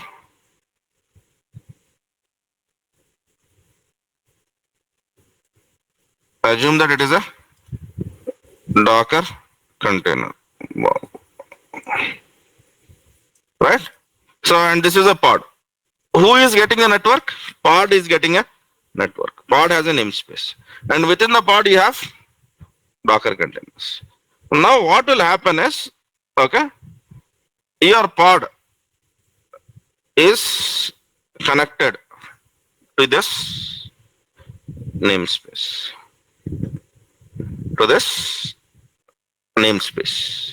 Okay, but they are two different networks. But Kubernetes says that they have very strict networking rules. Kubernetes says that, okay, whenever you want to connect any pod in Kubernetes cluster with any other pod, all of that should happen without NAT. remember network address translation? Whenever we wanted to speak to the Google, since you don't belong to that IP address, we had to convert the source IP and then forward the packet. The Kubernetes principle is you should be able to, okay, send a packet from one pod to other pod, okay, completely, basically, without doing network address translation. Okay, so in Kubernetes itself, they have a documentation, but I will refer to the documentation of some other person who has written it. Where is it? No. Yes, this guy has done a wonderful job. Okay, so I'll refer to this. Okay, so if you want to have a very detailed view, because this guy is a network engineer. Okay, you will see all the terminologies over here, ARP protocol, BGP and all of that stuff, right? But if you come from that world, if you want to understand, okay, so this is my reference in addition to what Kubernetes speaks about networking, right? So, but for here, he has basically done a wonderful job of basically explaining it so that our life is basically simple. Am I clear on this? We have this. And do we have a root namespace? Okay. Now, basically, let us see what is happening. You have a virtual machine. Your virtual machine will have some kind of an adapter, which is your node. On your node, pods are running. And in the pods, you'll have containers. CTR-A and CTR-B are basically the containers which are running inside the pod. That is the terminology which it takes. Now he's speaking about within the container, how they run. Because they share the same network namespace. Your container A and container B are sharing the same root network. This is how your Tomcat and Apache will basically communicate by using localhost and then the port number of it. So container to container networking is very simple. It is like two processes in your laptop communicating with each other, right? But now let us speak about pod to pod networking. Okay, I'll not go with everything, but if you see over here, this wherever you see a virtual machine, consider it to be a Kubernetes node. So I'll have a Kubernetes node. On the Kubernetes node, what is that I have? I have Ethernet. I have a Ethernet adapter. And for every adapter, for every pod, what happens? A virtual Ethernet is created. Okay. So on your node, what is happening? You have one, whenever you create a Linux machine, you will get ETH0 port. Okay. But when you launch one pod onto that node, what is happening is one virtual Ethernet is also basically getting created. So when you have two pods, you'll have two virtual Ethernet. Right? So now this is what happens. Between these two virtual Ethernets, what happens is a bridge gets created. What is a bridge? Bridge forwards the packet from one network to the other. Okay. Now let us see what happens when a packet, okay, a pod 1 wants to communicate to the pod 2. So this is what happens. So pod 1 will speak with the pod 2 by giving pod 2's IP address itself, because here you are not supposed to use network address translation. Then what happens? Your request will be sent out of your pod and your packet will reach what? Virtual Ethernet on the node. Now virtual Ethernet will forward the request to the bridge. In the bridge there will be rules saying that, okay, so what is the other pod's IP address that is connected to the machine? So since the other pod the other IP address which they are trying to connect is in the same stuff, it goes and connects to the VTH1 and then it will end up. Am I clear on this? Or do you want me to speak about it again? Whenever you create a pod on a node, what happens? A virtual Ethernet gets created. Whenever you basically create a virtual Ethernet, whenever you get a virtual Ethernet on your node that is connected to your pod, along with that we get something called as bridge. In that bridge, what will be happening is it will have list of all the other pods that are connected in the same machine. So basically what happens, you are sending a packet, that packet goes and it ends up on the other machine. This is simple. This life is simple over here. Okay. Now what will happen if the pod, we want to communicate from the pod 1 to pod 2 or pod 4, but whereas pod 4 is not on the same machine, but logic is same. So your pod 1 wants to, you say ping pod 4's IP address. Then what happens? The only network card which your pod has is ETH0. It will forward the packet. which will end up to the virtual Ethernet, and from virtual Ethernet to bridge. Okay, since bridge doesn't have any entry about that IP address, what it will do is it will forward the packet to the ETH, external interface, right? From external interface over here, okay, you remember the cube DNS, cube proxy, yeah, okay, so it will reach to the other machine, because from here it basically has the entry of other pods machine. So once it reaches this machine, okay, then it again reaches to the bridge. So how will it know that it has to send to the same machine over here?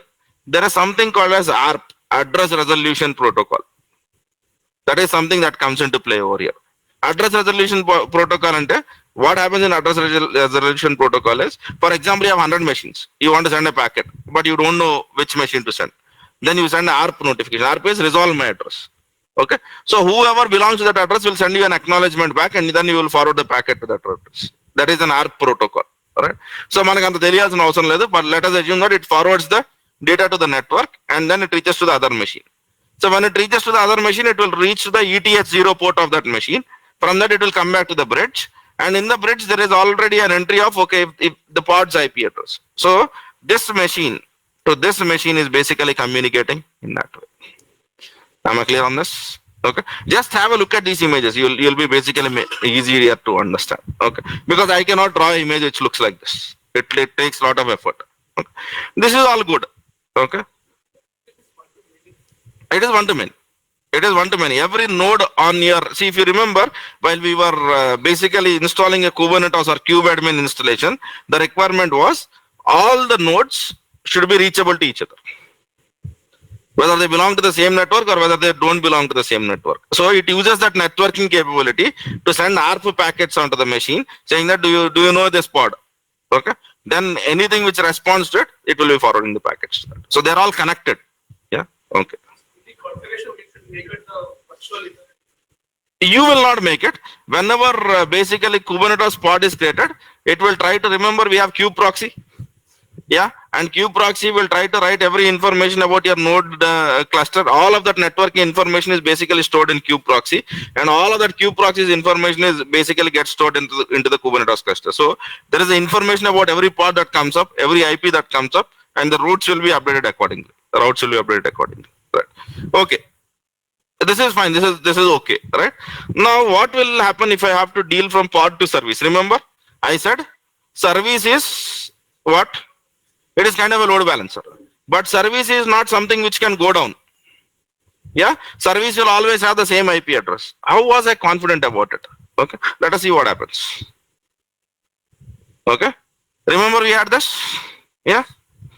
Okay, so let us exactly see what is present over here. Are you seeing IP tables?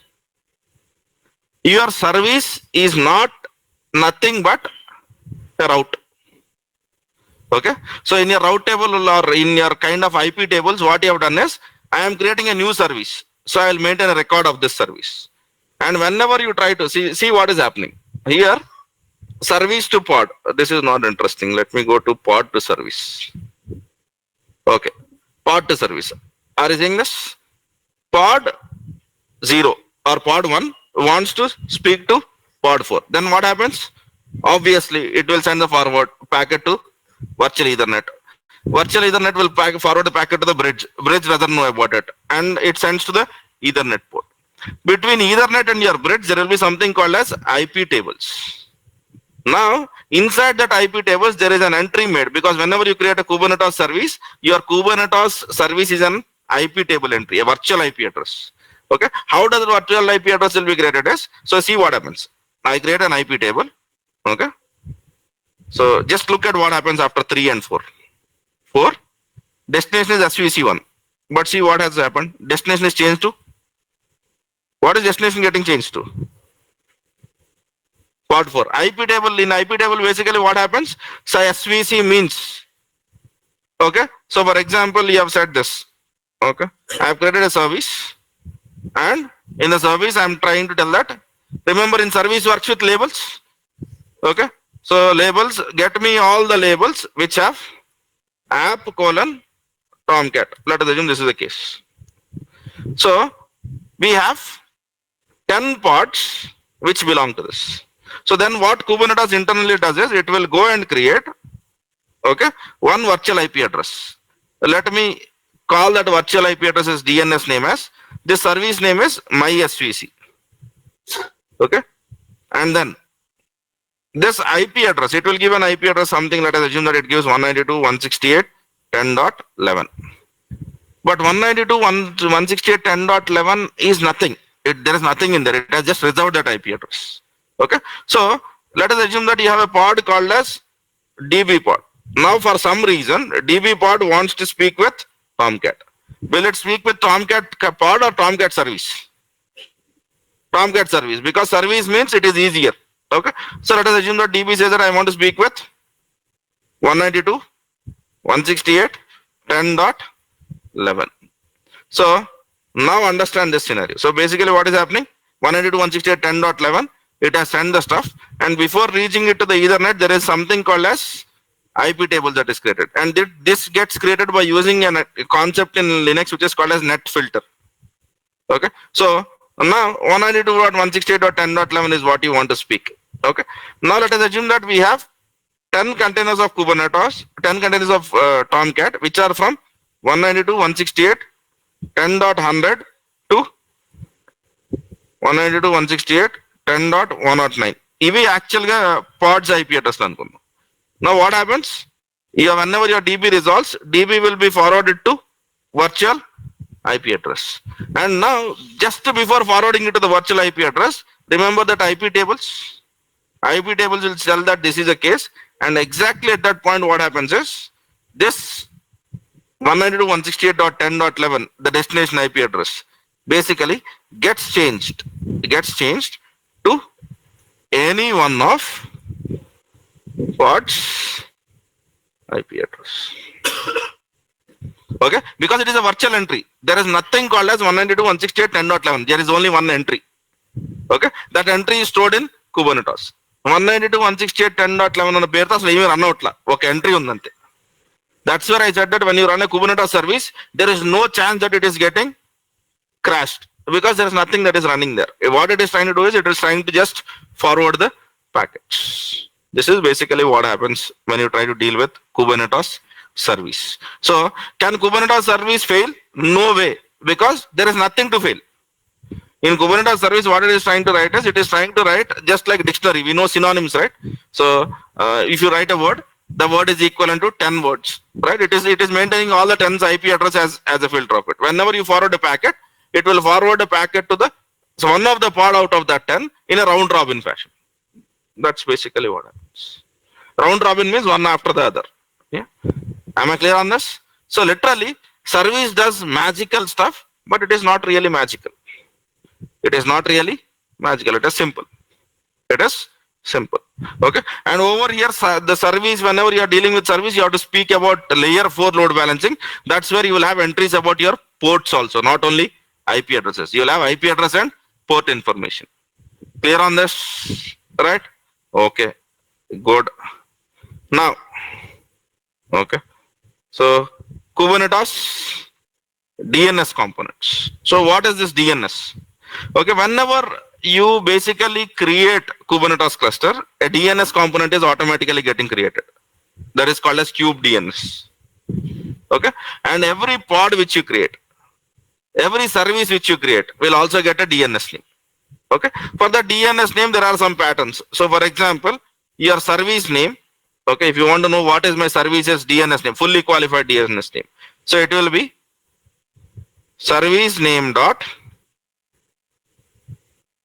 what is the name of your namespace? This is your namespace, and then you will have svc dot cluster dot local. So for example, if I am creating a service called as Tomcat, okay, in my default namespace, okay, that will be the DNS name of it. Okay, so for pods also you will have some naming constraints, and remember, you can communicate from any pod to other pod or service by DNS names. So I can say that let us assume I have a pod, which is my Tomcat pod, and then I have a service, which is MySQL service. So from Tomcat, if I want to communicate to the MySQL, let us assume that MySQL service name is MySQL SVC.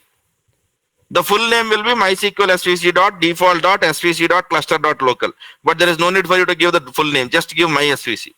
It will be able to convert that MySVC into an IP address. So for example, you want to connect to a pod. Just give the pod's name. That is more than enough for it, because it will basically, every pod which you are creating and every service which you are creating will have a DNS entry. Some people, what they do is they don't like this DNS component. They would like to name these DNSs along with their organizational names. So you can go and change the default stuff or DNS mappings over there. Okay. So for example, if you understand Linux a little bit, we have a file called as etc. In etc we have something called as resolve.conf. So what is that file all about? It is all about your DNS entries. Okay. So whenever you play with kubedns, that is a file that gets impacted. And this is the whole story. Okay. So ఇందులో మనకి ఇవన్నీ అర్థమైపోయినా Kubernetes పనిచేస్తుంది. Even if you don't understand all of this, still you can work with Kubernetes. But if you understand this, you can have a better view of what is happening. Clear on this? So when you deal with Kubernetes, basically what is happening, it is just forwarding the packets. It is just forwarding the packets, right? And when forwarding the packets, you have to understand two things, right? Across node to node, how it works, and from node across pod to pod on a different node, and pod to service. Pod to service, a conversion happens, because service is nothing but one entry. That's it. Service is nothing but one entry, right? So clear on this? Yeah. Do you understand this networking concept now? Okay, right. One last thing before I wind up this discussion. After?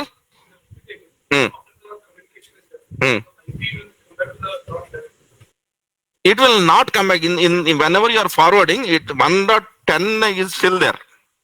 10 will be forwarded to when whoever is coming to 10, forward it to that for that moment. Once it has forwarded, everything is done. Immediately if we send the next packet, then it might be converted into other stuff. So that it is just redirection. Yeah. Okay. So not this, not this. This is looking complicated. Okay. Let me try to do this. Okay.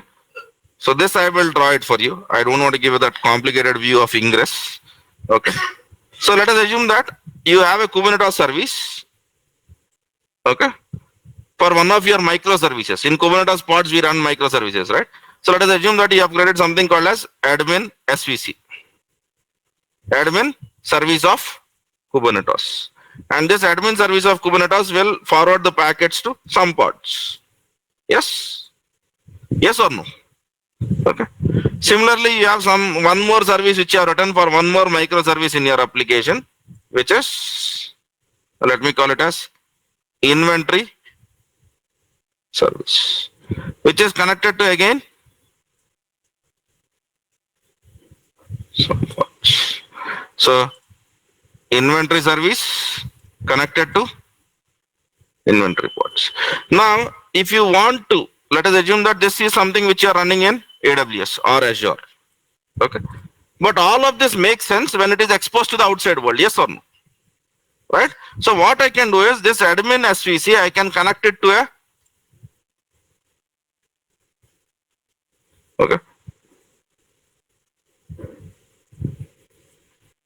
load balancer. I can connect it to a load balancer. In the case of Azure, it will be Azure load balancer. In the case of AWS, it will be Azure AWS load balancer. And there I'll say that whenever a user tries to access AT port, forward the request to AT port on this SVC, something like this. Okay. And you will be speaking with this load balancer. This load balancer will forward the traffic to the stuff. This is what happens. Some people don't like this idea. Some companies, because you have many microservices. So what they rather do is, let me not use TCP, let me use HTTP based load balance. So what they do is, they create something called as ingress. They create something called as ingress. And they connect this ingress to a load balancer. And remember, this load balancer is special because this is a HTTP load balancer. What is an advantage of HTTP load balancer? HTTP load balancer knows about URIs. So in this ingress, what they will do is, whenever someone tries to access my ingress by saying /admin in the URL, if he has /admin in the URL, okay, if he has /admin in the URL. So for example, let us assume your application site is qt.com. So if it is qt.com/admin, forward the traffic to admin SVC. But if the traffic basically says /products, okay, then forward the traffic to the inventory service. So here he is not going by ports and IP addresses. What he's trying to tell us, he's trying to do that based out of your HTTP routes. HTTP లో slashes అని చెప్పి మనం రాస్తాం కదా, దాని ప్రకారం చేస్తున్నాం. And that ingress is exposed to the outside world as an application load balancer. So you are doing a layer 7 load balancing over here. Okay. So you have two ways of load balancing. One is you can go by routes, or other thing is you can go by IP addresses and then basic stuff. This is what it is. Okay. Now the whole point is to which do you connect to an ingress service. So for example, if I'm working in AWS, I'll connect it to the AWS supported load balancer. If I'm working in Azure, I'll be connecting it to the Azure supported load balancer. If I'm working in my office, I'll be working out with a load balancer, right? In some cases, what people do is they connect it to F5. If your companies can't afford F5, they use something called as Nginx load balancer. They connect it to the Nginx, which is present on the outside world. That's a basic story. Am I clear on this? So service works with IP addresses and ports. Ingress works with routes.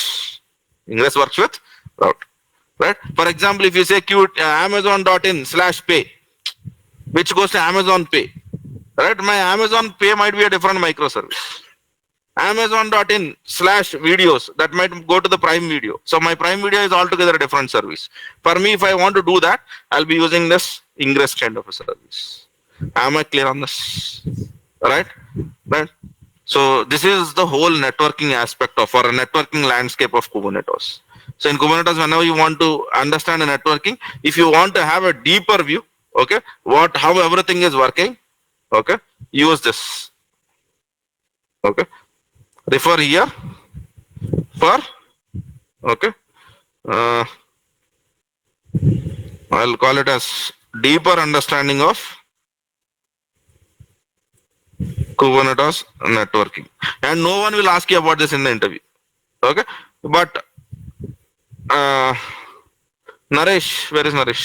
So to your question, if I make an IP table entry, okay, and I will give a static IP address, is it not a service? Yeah. So you can, if you know this, you can answer some questions. And that's the whole idea. Right. Okay. Fine then. Now, లేదు ఇది దరిద్రం అంతా మేము పడలేము, మాకింత అవసరం లేదు, ఇది ఎలాగో అడగరంటున్నారు కదా అని అంటే, so for that what I can do is, okay, so I can give a simple notes also on this. Direct DevOps.blog,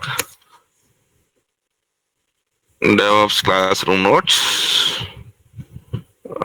Last time when did I covered Kubernetes? Okay, I'm not sure on which date I've covered. Good man. Okay. So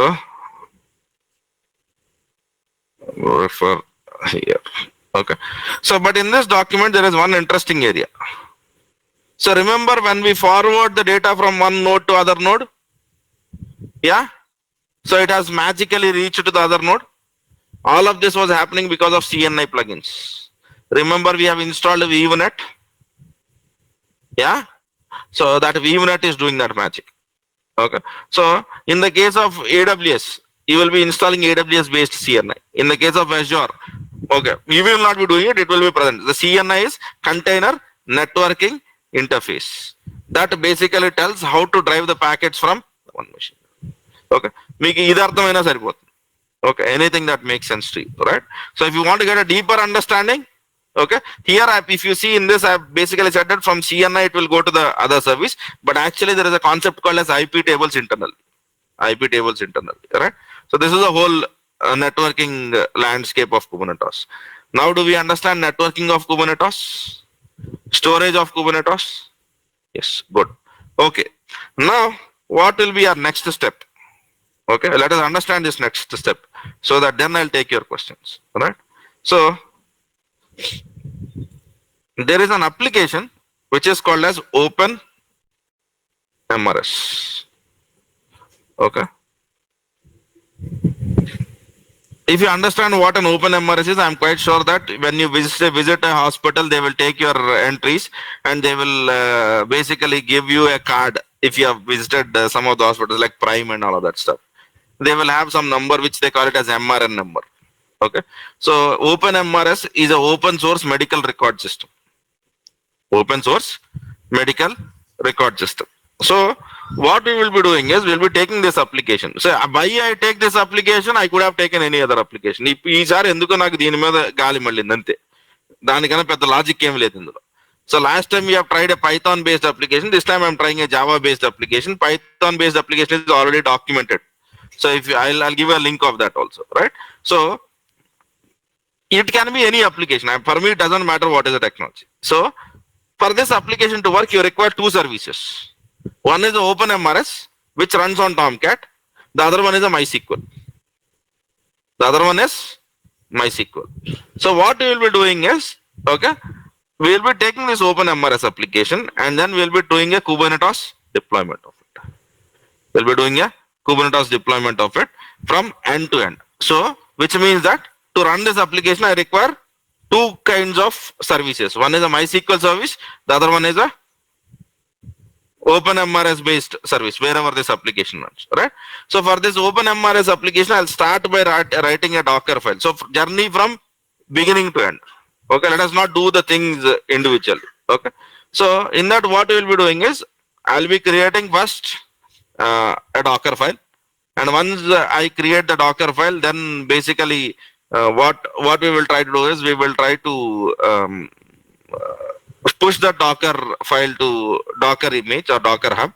Okay, and from that Docker hub we will be basically we will be taking that image in our Kubernetes deployments. To make this application work, I'll be using Kubernetes services. Okay, and just to showcase how the deployments work, what we'll do is we'll do one dummy deployment. We'll do one dummy deployment. So I'm running some version. I want to basically move from this version to that version. So that is what we will do. And then I'll showcase some of the examples from Microsoft site, Microsoft AKS, where there is an example on every technology. So for example, if you want to try a Python example, they have a Python based stuff. They have a Node.js based stuff. So I'll be doing a Java this time in the classroom, and I'll be giving you references to all the other technologies. So whatever you like, you do this. Okay, and we will have our scenario around this itself. Whatever exercise which I am going to give will be around this. Clear on this? Yeah.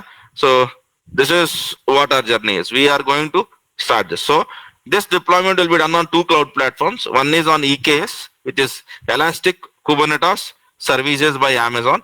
The other one will be on Azure Kubernetes Service. So tomorrow before coming into the class, okay, what I would recommend is, okay, I'm giving you time because we can do all of this in not much of time. Post block. Okay, whatever I do in the classroom will be mostly this, but this is a Python Flask based application. Okay, in this scenario, what I'll be trying to do in this time in the classroom is basically a Java based application. If you see this application is a Python Flask, MySQL. Okay, and we basically push the images, we write our deployment files. I'll be doing almost the same thing. Okay, so if you want to understand what I'm going to cover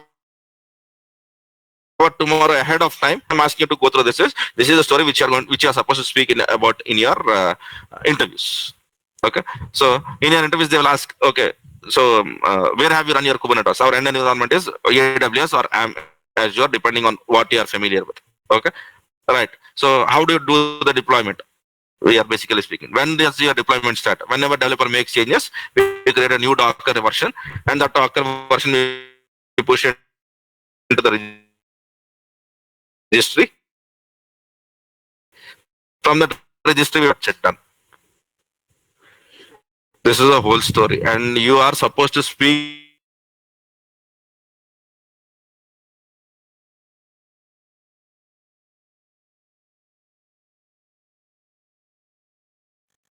So over here we will be using dynamic provisioning. Over here we'll be using dynamic provisioning. That means that I'll be using storage classes. That means that I'll be using a storage class. So the whole journey of Kubernetes will be on the basis of this application. Okay. So నేను open MRS చేసి నేను మీకు ఇంకో application ఇస్తాను. I'll give you one more application where I am asked you to do the exactly the same thing, right, as an exercise item. And for the people who can do that, okay, who can speak about it, okay, we will be qualified for doing this from the whole perspective. Right now it is about one application deployment. If you see over here, in this my journey starts with an application which is already built. But in reality in DevOps what happens? You have to take the code from Git. From Jenkins you have to build that image, build the code of it, right? And once you build the code, then you have to start building the Docker image. Okay, that is what happens in DevOps. But over here, I am not going to do that stuff. I am going to start from the third step. So my build is done, my Git is already cloned, and from there I am starting. Right? If you want to do the whole DevOps journey, you have to start from Jenkins, clone the Git, Jenkins or any CI/CD tool. Right? Clone the Git, build the code, and then do MEN package. This time, what I am going to do differently is, I am not going to build the code also. I am directly going to take the code from Git, and for building the code also I'll be using Docker containers.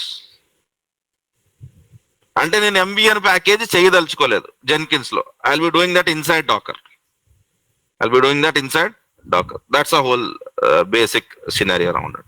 Okay. Remember multi-stage Docker image building. So where you take one stage for building the image and then you copy that image into the other stage so that your images are effective. So I'll be using that strategy. Okay. And దీన్ని ఇంటర్వ్యూలో చెప్పగలిగితే, ఇది చెప్పేవాళ్ళు ఎవరు లేరండి ఇంటర్వ్యూలో. You go to the Kubernetes, people speak. I have taken interview of Kubernetes. Okay, నాకు ఏడుపు వచ్చింది. నిజంగా నాకు Kubernetes రాకపోతే బాగుండు అనిపించింది.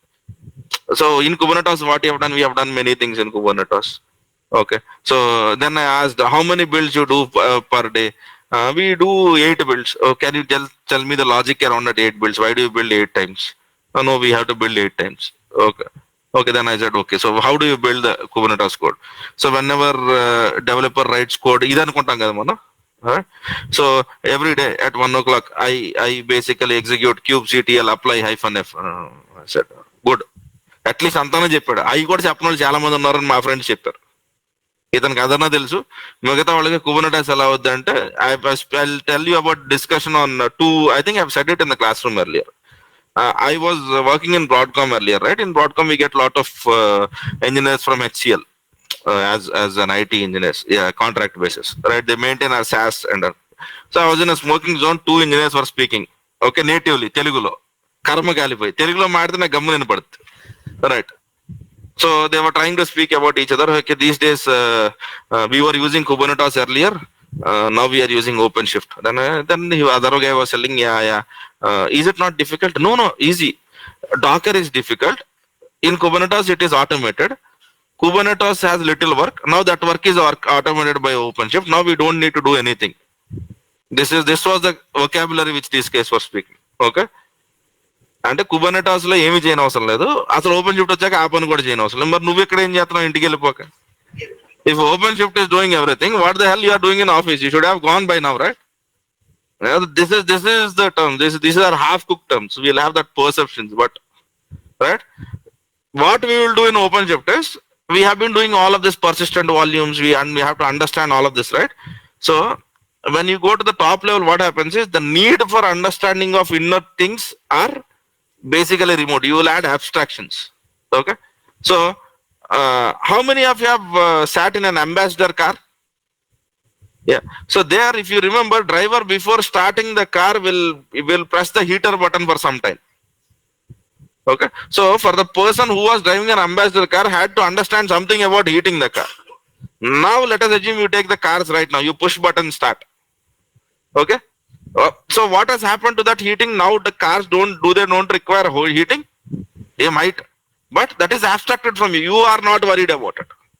So as you build systems on the top, the need for you understanding the lower layers will be removed. Ante అది అవసరం లేదు, అన్ని అదే చేసుకుంటుంది. అన్ని అదే చేస్తే నీకెందుకు జీతం ఎత్తం వాడికి దండగా?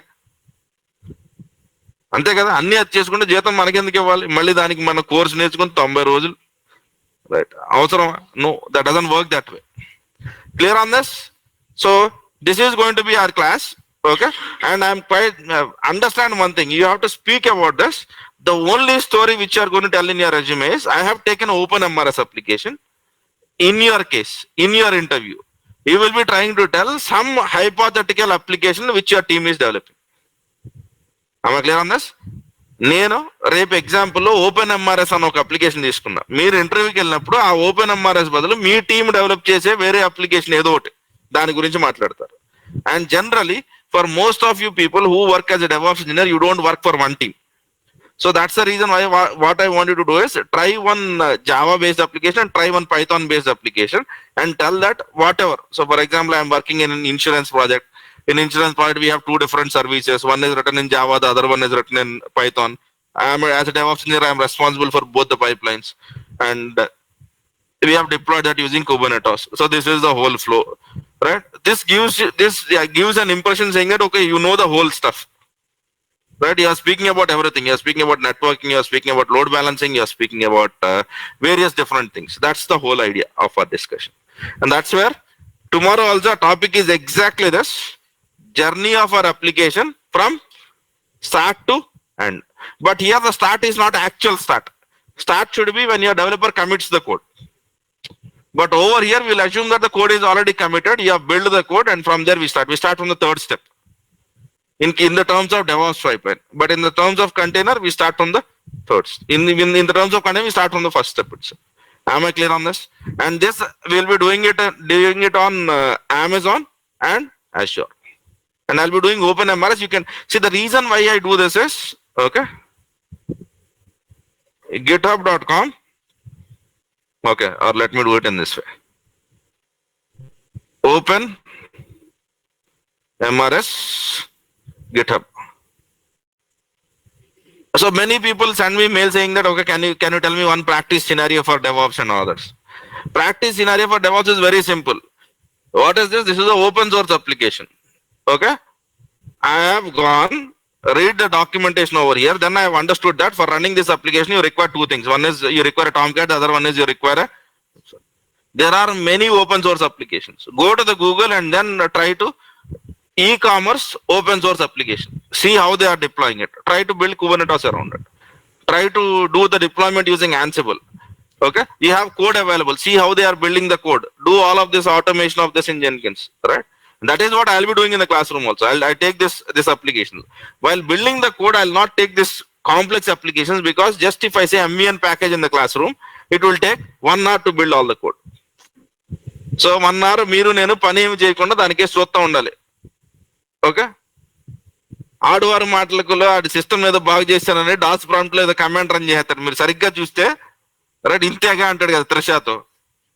మీరు వెనకాల చూస్తే ఈ చదివేదేమో SAP పుస్తకాలు ఇలా ఉంటాయి, అక్కడ చూస్తే డాస్ ప్రాంప్ట్ లో రన్ చేస్తా ఉంటాడు. మరి ఆ రిలేషన్ ఏంటి నాకు అర్థం లేదు. ఓకే, మన తెలుగు సినిమాలో అంత లాజికల్ గా ఆలోచిస్తాం కూడా అనవసరం, మన బ్రెయిన్ కి శ్రమ. But the whole point, if I do MEN package of this whole project, it will take 1 hour of time to build, and it will unnecessarily eat up your time. That's the reason why we take Spring Pet Clinic or Game of Life, just to reduce that build times. But now start with something complicated. Go to GitHub or go to Google and say that what are the popular e-commerce open sites, what are the popular insurance open source applications you have. So for example, if you want to only Java to be built, open source e-commerce Java applications, try building that. That is what you are supposed to do. Okay, and now for the people who are practicing that on cloud, do this deployment on the AWS cloud. Okay, for that you have to create a network. For that you have to basically create the storage. For that you might need S3 buckets. For that you might need a database, RDS. That's it. That is how you are supposed to learn. Earlier this was not possible because applications were closed source. Whatever was open source, that was junk kind of applications. But these days many popular applications, right? So you take any technology, there is a popular tool available over then ఈ process లో మీరు చేయలేకపోయినా చాలా నేర్చుకుంటారు. The whole point is you need not be successful in that. While attempting that, you will be basically learning lot of things. Okay, class లో చెప్పిందే recording ఆపుకుంటా నేను type చేసిందే టైప్ చేస్తే నేను చేసింది పని చేసిందని అర్థం అవుతుంది, కానీ మీకు డెవాప్స్ రాదు. Yeah, So whatever I've done in the classroom, if you pause for every 5 seconds in the video and then do exactly the same thing, you are just confirming whatever I've done in the classroom is right, but that will not really help you. Clear on this? So what is our tomorrow's class? Journey of OpenMRS from code or from Git to Kubernetes. This is what we are going to do in tomorrow's class. Am I clear on this? Okay. Today we have spoken about two important concepts of Kubernetes, right? Storage and then networking. Okay. So while I'm writing those specs, I have used API reference also. kubectl API reference. So for example, Kubernetes API reference. If you remember, I have said what I'll be using tomorrow. I'll start with service, spec, service, deployment. Okay. And I'll be writing a replication controller just for the side of it. Okay. So if you click on this, okay. Let us assume I am supposed to write a replication controller right now. Okay. It takes time. This API is dead slow because it has to launch. Okay. So I will not be directly writing the specs over here. Are you seeing replication controller? Yes, it takes time, man. You have to be patient. This takes time. Yeah. Okay. So I'll click on replication controller. Are you seeing replication controller? Yeah. So over here, if you see, I'll start with this API version. What is API version? V1. Kind replication controller. Then I have to write metadata. I'll open this object metadata. In object metadata, there will be some structure that is defined. I'll be writing whole of the YAML files by looking at this spec. Okay. Now in this, we know majority of the things because we have discussed the whole of Kubernetes. Right. If there is something called as labels, we know what that is. If we see something new, I'll try to tell what it is. Yeah. So it will take time. Once you will see that object spec, it will refresh. Are you seeing this object spec? Now see what it is. So, okay. What is it we need? We need labels, right? Yes. So are you seeing labels? Okay. So you can write the whole labels. He's trying to tell that you can write your labels like this. Okay. So in metadata, I'll write that and I'll be writing the name. Okay. So, and if you are running this on a different namespace, you can tell your namespace also. Remember, namespace was a virtual cluster in Kubernetes. So if you want to run this spec in a different namespace, you can do all of that. So I'll be doing this. Okay. Already రాసుకొచ్చిన YAML లో మనం ఏం చేయం, మనం రాసాక రాసిందంతా compare చేద్దాం to know the errors, right? So in Kubernetes there is no need for you to write YAMLs from scratch. I know that, but the whole point is, if you know this approach, right, tomorrow if something goes wrong, you can understand where is that I am messed up. Okay. Many people get into Kubernetes, start writing Kubernetes even without knowing that there is something called as API reference. They will take 4 or 5 scripts and they will try to run it. Okay. Now with this, what happens is, even tomorrow, if you see a new Kubernetes YAML file which you have never done, then you can come back to the reference and see what is that they have filled up, and then you will be able to make out what is that they have written. So metadata lo kotta మాట ఒకటి కనపడింది, annotations అని. That is something which you have seen, annotations. Now what is an annotation? Where is that used? So if you go here, are you seeing something called as annotations? Okay. Labels are for our use. Annotations are for the tools usage.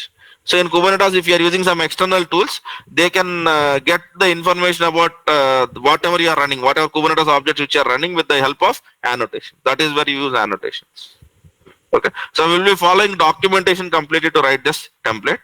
And then if you want, I have given you the link of where what is the basic phenomenon of tomorrow's class also, right? So I'll be taking an OpenMRS application. Before coming into the classroom, I'll just do one thing. I'll write a Docker file for OpenMRS. I'll not write the Docker file in the classroom. I'll ensure Docker file is already written. Okay, and I'll explain that Docker file. Yeah, because the only point is, MVN package of OpenMRS application takes 30 minutes to build. And I don't want you to be watching around the screen for 30 minutes. That's the only reason why I'm doing that. Alright. So we'll start one build and we'll stop it in the classroom to explain what I've done. Okay. And I'll ensure that I'll be sharing that repository also with you guys so that you can use that repository. Alright. Okay then. So that's what I had for the day. Okay. And whatever questions which you have, I think I have answered them. If there is anything that I have to answer. We'll look at question. Today we had a lot of questions, man. Tomorrow we'll look at it. Right? So today evening we don't have a Kubernetes class. No. Today evening we will be having 6 to 7:30 we'll be having Azure ARM templates. 7:30 to 9 we'll be having AWS. Tomorrow morning 7 to 10 we'll have Kubernetes. If we finish this application, wonderful. If we don't finish this application, we are unable to complete all the concepts of Kubernetes, then we'll have a Kubernetes class in the evening also. Okay. Tomorrow's intention is doing that application from starting to end, and we have to speak one area, right? One area we'll speak that in terms of cloud itself. So how do you monitor your applications? Remember, I've said that there is something called as dashboard where you can look into all of that. So I'll be speaking about in the case of AWS and Azure, whenever you are running Kubernetes, where is that you will monitor, and you just tell the same story in your interviews. Clear on that? Yes? Okay then. Thanks, man. Yeah. Okay. Today I'll not be alive. Today I'll not be live on from 11 o'clock online. So I said that today I'll not be alive, right? How can I bring on here? Okay. Fine then. So today I'll not be live at 11 o'clock for the online people. Tomorrow I'll be, right? Because I have some work to do. I have to ensure that there are some build paths that are correctly set and all that stuff. So నేను ఇవాళ online లోకి 11 నుండి 12 వరకు రాను. సరేనా? Yes. Promise చేశాను.